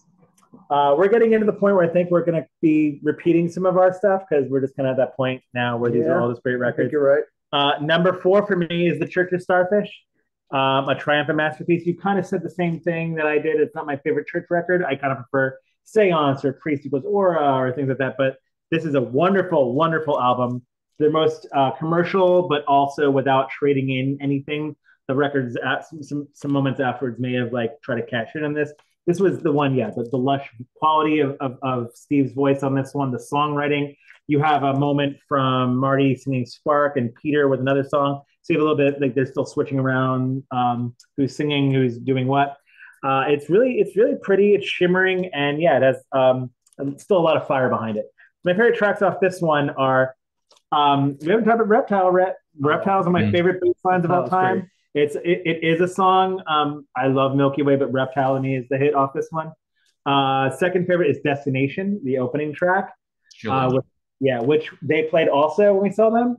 And my third favorite is Hotel Womb also. It was really great to see that show with you. Yeah, that was fun. And to be able to hear these songs and to kind of bask in They that. sound just as good. And they do. And they have no original members except for Steve, but doesn't matter. Yeah. The new record, Hypnagogue, is great. The Church are just another one of those bands, like and also the Trees, that are always consistent.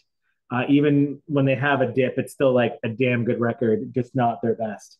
But anyway, number 4, Starfish by the Church. There you have it.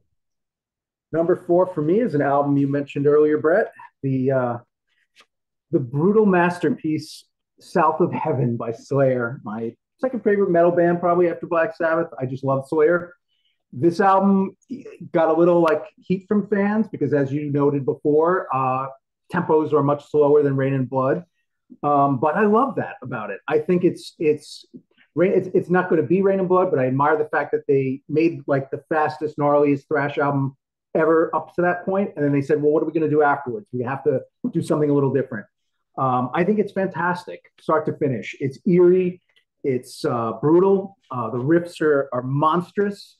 I particularly love Tom Araya's performance on vocals on this. I think he doesn't get enough kudos for being a metal vocalist. You just never hear him mentioned in the great metal vocalists, and I think he's fantastic. The way he's able to veer from his usual kind of like really gnarly punk sort of voice to these falsetto shrieks is so captivating to me. I just love it. He does it a lot on this album. So you already said a lot about it, so I'm just going to say yes, it's deserved in its place. And my favorite track is, like I think you mentioned it as well, South of Heaven, the title track, one of their greatest. Number 2, Mandatory Suicide, Killer Song. And number 3, Behind the Crooked Cross. Slayer, South of Heaven at number 4. Very cool. Very cool. Number 4 for me is the second album from Peter Murphy, Love Hysteria. Mm-hmm. Former Bauhaus frontman, had that little short side project with Mick Karn of Japan, Dolly's Car. Includes the fun cover of Iggy Pop's Fun Time. Perhaps the 2 most known songs off of this one are Indigo Eyes and All Night Long. My favorites, and it was the first ever Peter Murphy song that I ever heard, Socrates the Python, that was on a mixtape someone gave me, and it remains one of my favorite Peter Murphy songs. Dragnet Drag is my second, and my third one is My Last 2 Weeks. I've seen Peter Murphy live many, many times. Even Audra, we played with Peter Murphy. But one show in particular stands out as being kind of funny is I drove out and saw him. I don't remember what year it was, early 2010s. He played at the Troubadour in Hollywood. And during the set, I don't know if who's ever been to the Troubadour, it's not that big of a venue. And I remember I was just kind of leaning against the wall watching him play. And all of a sudden he invites a special guest out there. And all of a sudden this actor comes out named Billy Burke. And the movie Twilight, he was the father in the Twilight movie saga. Well, Peter Murphy had a little cameo in one of those Twilight movies. So on the set, those two became friends. So he brings Billy Burke out on stage, who apparently is a big Bauhaus fan. So all of a sudden, he hands the mic over to Billy Burke, the dad from Twilight, and Peter Murphy, and they do Silent Hedges with that guy singing. And then Peter Murphy comes over to the piano and plays a real ramshackle version of My Last 2 Weeks, Mistakes and everything. And then he walks off stage and we're like, wow, what did we just see right there? It was just one of those moments you never forget. So not my favorite Peter Murphy record, but still I think a classic in his catalog. So that's my number 4 with Love Hysteria. Cool. Another might have been like number 29 if I, that kind of thing. It's like can't pick them all. But what I did pick for my number 3 is Bluebell Knoll. And I think you both summed it up that it's not our favorite Cocteau Twins record, but it's a Cocteau Twins record. Mm-hmm. And therefore it deserves a place. And they're one of my favorites as well. It's another great springtime album. It was actually my first Cocteau Twins record. which was a weird first one, but I think it was Carolyn's Fingers that brought me in the LimeWire era in college, like 2000, 2001. It was my introduction. I love it. I like it more than Heaven in Las Vegas, which is kind of the popular one. I know that's, controversial, and I like that record. But anyway, this one, it's interesting because, the CD copy wasn't black and white. We're all showing this black and white cover. It doesn't really sum up how lush and beautiful this record is, because I kind of symbolize it being very colorful and yellow and blue and swirls of clouds, and that's kind of what's going on here. It's still got a bit of darkness in it too, which they kind of started transitioning out of that, I think, at this point, and started being more just light and breezy, like you had said. My favorites on this one are the opening track, Bluebell Knoll, which starts off with that little harpsichord processed melody, and then it just lifts off. It just like takes off completely. It's amazing. And my second is the Itchy Globo Blow. Dang, I did it. And number said it right. And number 3 is Carolyn's Fingers, which is a perfect single and was, again, my introduction to the band and deserves credit for that. So Bluebell Knoll, number 3. All right. My number 3, Jane's Addiction, nothing shocking. Could easily have gone higher, but as I think I agree with Frank, it's not 100% perfect. The vinyl version would definitely have been better with Pigs in Zen instead of Idiot's Rule, maybe, or Standing in the Shower. I don't think they do as well with the funky songs as they do with the more spacey rock epics. Same reason why Dave Navarro didn't work in the Chili Peppers. Yeah, I think you're right. Not a funk fan. I think that's one thing about this record that struck me in re-listening to it is how good, even at such a tender young age, Dave Navarro is a fantastic guitarist. Yeah. I mean, that kind of gets overshadowed now by his other antics, but the guy was on fire on this album. Yeah. His guitar work is absolutely incredible. This was an album that at the time I became super obsessed with, and I think what it symbolized to me was before this era, you had classic rock and you had alternative rock, and you couldn't like maybe both, or they were at odds with each other.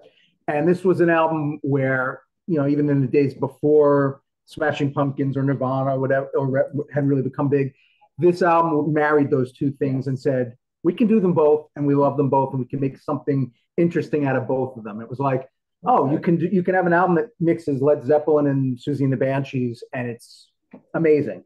So I think it is a fantastic record. You said a lot about it before, so I'll leave it at that. My favorite tracks, exactly the same as yours in the same order. Ted Just Admitted is also my favorite song by them. It's classic. Mountain Song has one of the greatest bass riffs of all time. I mean, also shout out Eric Avery's bass lines on this album are, killer. Yeah. And Ocean Size, number 3. So same. You were talking about Dave Navarro. Yeah. Last time I saw Jane's Addiction opening for Smashing Pumpkins, there was a tight friendship there. Daniel Ash came out, and there's no one really talks about the lineage of Dave Navarro and Daniel Ash. Actually, Dave Navarro could not play on that tour. I think he has long COVID, so it's kind of messed up for him in a little bit. So instead, they got who they get the Queens of the Stone Age guitarist, but they also had Daniel Ash come out, and they played. What's his song? Burning from the Inside? No. What's the song? No, that from that album that I can't remember right now. I'm a big Bauhaus fan. I'm embarrassed. The song that Daniel Ash does solo on that one. Slice of Life. Slice of Life. That's it. Okay. It's Slice of Life together, and then he played guitar on Jane Says, and they took away the steel drum, which I think was the mix. Put Daniel Ash in, get rid of the steel drum, and Jane Says works. So the lineage between Bauhaus and Jane's Addiction, you summed it up really well. Which is funny because the first time I saw Jane's Addiction in December 1988 at a very small club in New York City, they did a track called Bob House, which was never commercially released in a studio version, which was basically Bauhaus is Burning from the Inside with Bob Dylan lyrics on top of it. And I remember they went into it, and I remember staying there like, oh my gosh, really? They're doing Bauhaus? And it was great. Cool. So so that is like really a connection there. Yeah, cool. Yeah. Nice. All right. Very cool. Number 3 for me, Frank, you already showed this one, the debut from Morrissey, Viva Hate. You already talked about Vinnie Riley. You talked about Stephen Street.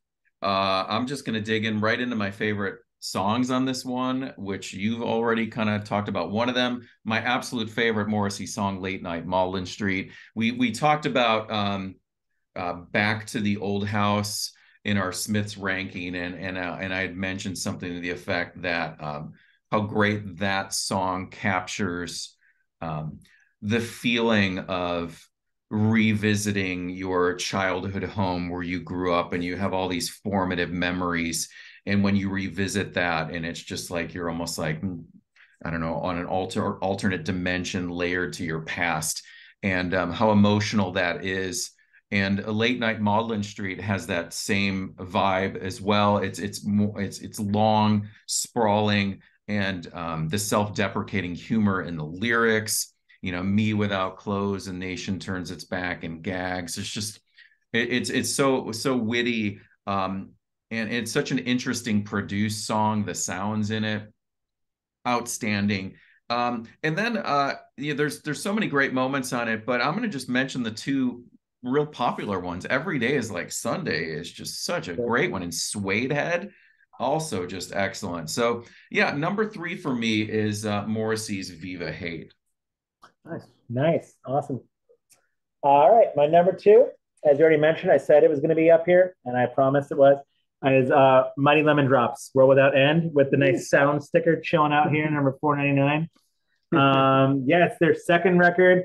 It's gloomy, it's jangly. I know historically they went on tour with the Chameleons for this, and they were like co-headlining, flip-flopping, right? I saw that. You saw that tour? Yeah, nice. 1987. Dang.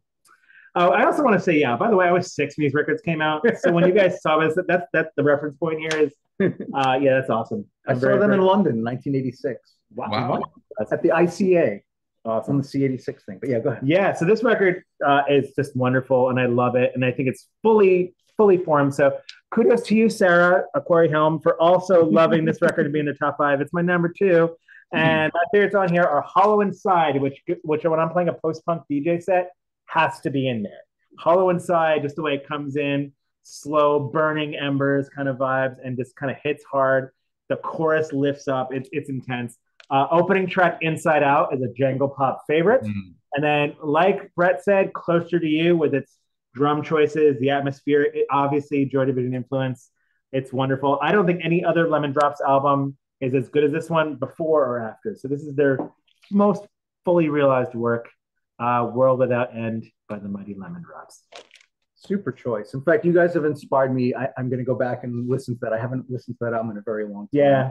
So we'll do a follow-up where Greg I'll be interested to see also when it all ends, and when we go back and kind of watch this, which albums we all had on our list, like the triple, the hat trick albums that were on all 3 of our lists. That'll be interesting to go back and see, because I think there's a few. This one is definitely not one of those. My number 2 choice could easily have been number 1 is Dimension Hetros by the Canadian metal band Voivod. Oh, okay. It's their 4th album. And this is a band I was really obsessed with at the time. I love that they started out kind of as a Motorhead, Venom, thrashy, punky type of band, but by the time they got to this album, they had expanded into a lot of different other areas. They were very science fictional, post-apocalyptic.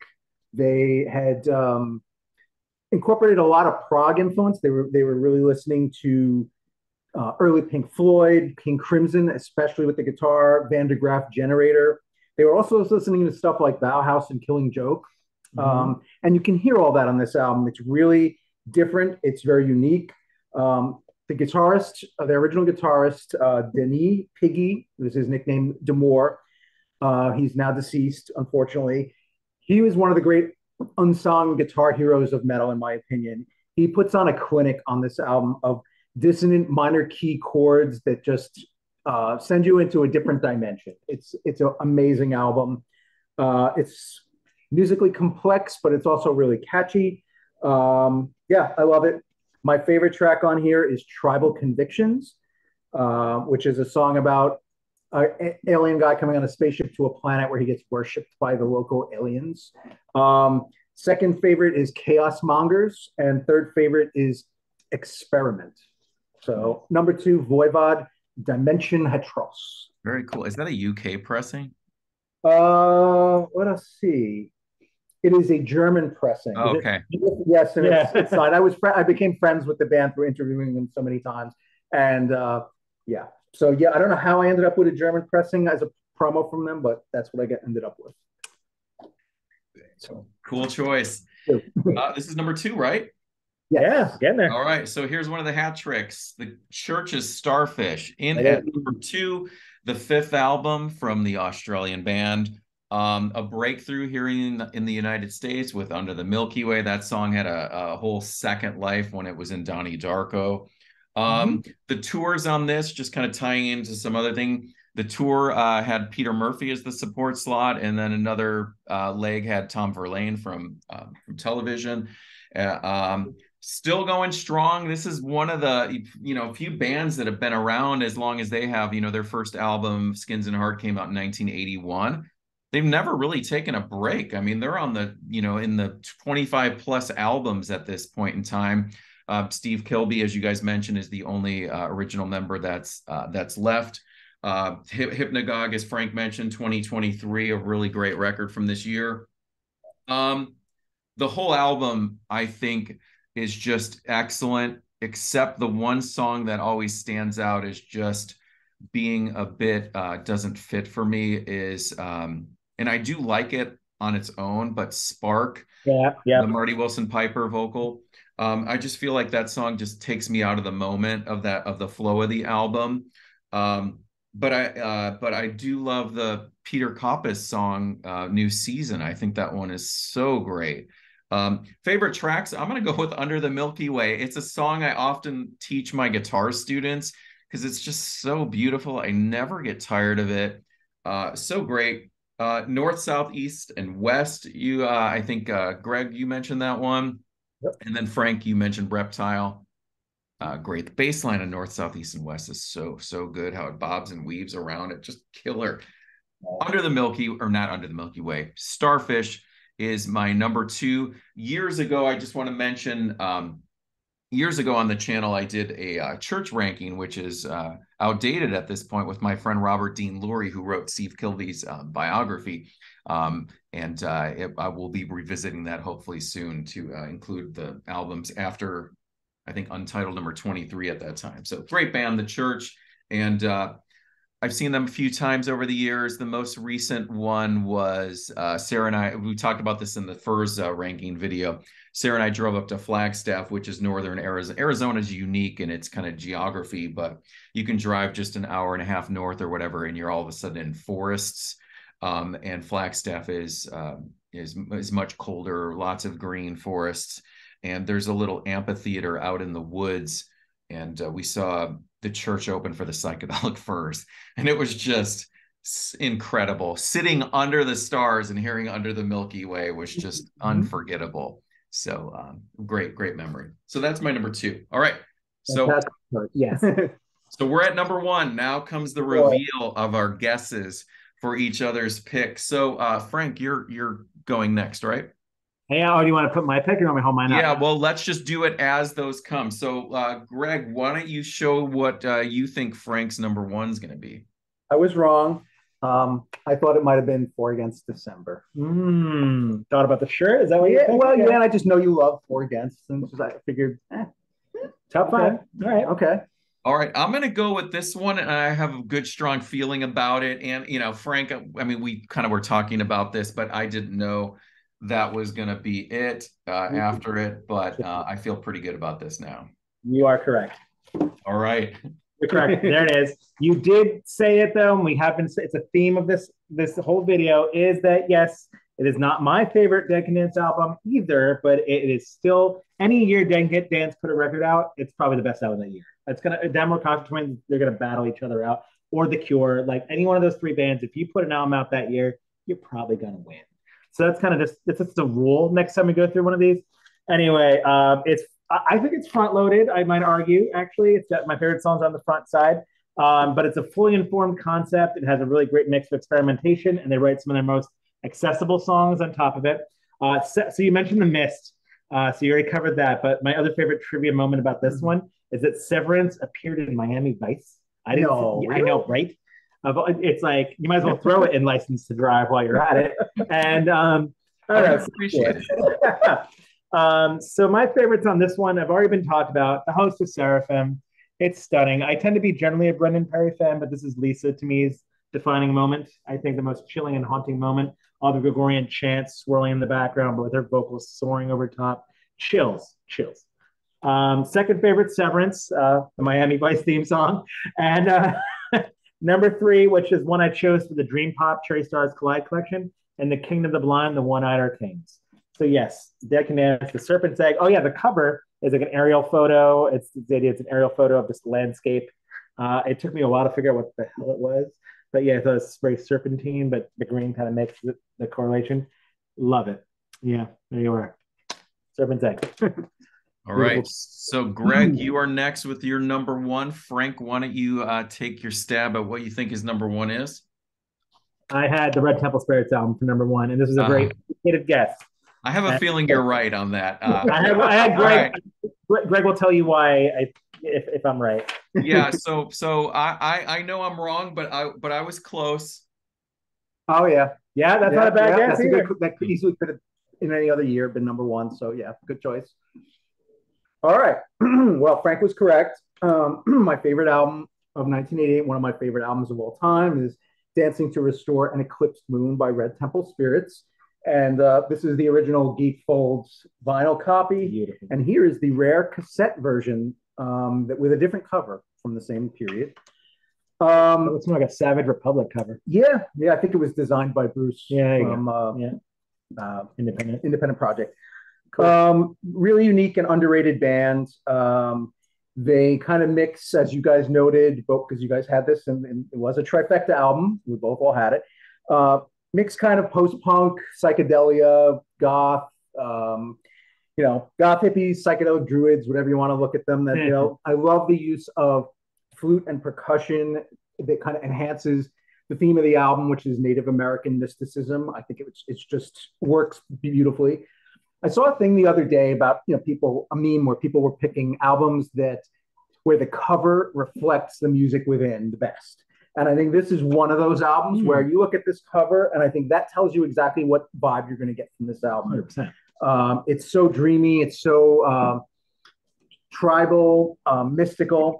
There's no weak tracks on it. I particularly want to cite guitarist Dallas Taylor because I think he's an unsung legend. I think he's one of the most underrated guitar players, period. He can use the REM church jangle kind of thing. He uses EBO, sort of more Daniel Ash. He does edge type delay on a lot of songs. I remember him telling me he was very influenced by early U2, along with Gordon Lightfoot, which I don't really get, but there you have it. Interesting connection to my number 3 choice, which was Jane's Addiction. The bassist Dino in this band was originally in a band with Kelly Wheeler from Psycom, or he was in like a late edition of Psycom, so they're connected to Jane's in that way.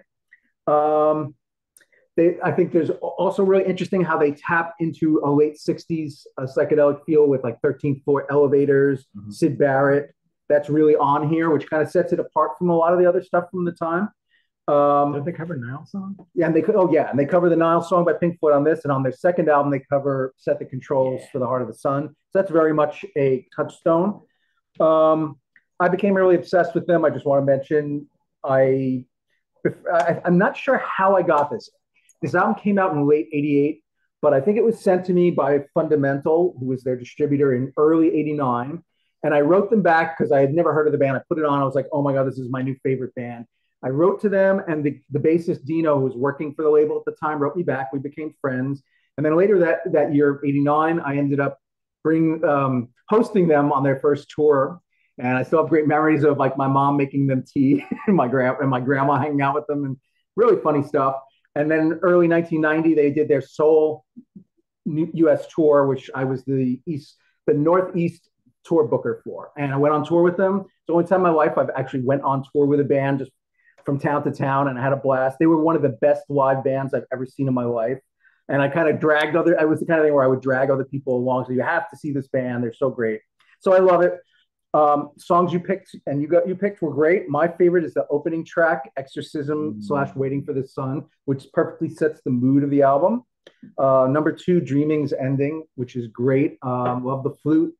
and the percussion in that. And number three, Lost in Dreaming, which is, I think, one of the most elegant and haunting songs on the album. So great album. If you haven't heard it already, we all picked it. Check it out. Red Temple Spirits debut, Dancing to Restore an Eclipsed Moon. Several years ago, I came across a video on YouTube, and it was a recording of a rehearsal of the Red Temple Spirits. And I feel like that was your channel, Greg, is it not? Yes, and that was in my garage / music studio that I was running at the time. My own band's rehearsed. That was the first show at a club called Woody's in New York City that was run by Ron Wood from the Rolling Stones. They were playing CMJ. And so it was a one-day thing. They were flying out and then flying back a few days. That's the time they stayed at my house, and they wanted to rehearse for the show. So I was like, well, I have a studio in my garage. And so they came out, and my current favorite band was rehearsing in my studio, and I videotaped it. I was like, oh, I had a camcorder. There's hardly any footage out there. So I just remember going, thankfully, someone recorded these moments that would be otherwise lost to time, of course. So very cool. So as I mentioned in the intro, Greg's YouTube channel has a whole array of videos. That's just funny. Now we're talking about this, and that was many years ago that I had watched that video. And then the live show was on there too. I remember there was a live show. Yeah.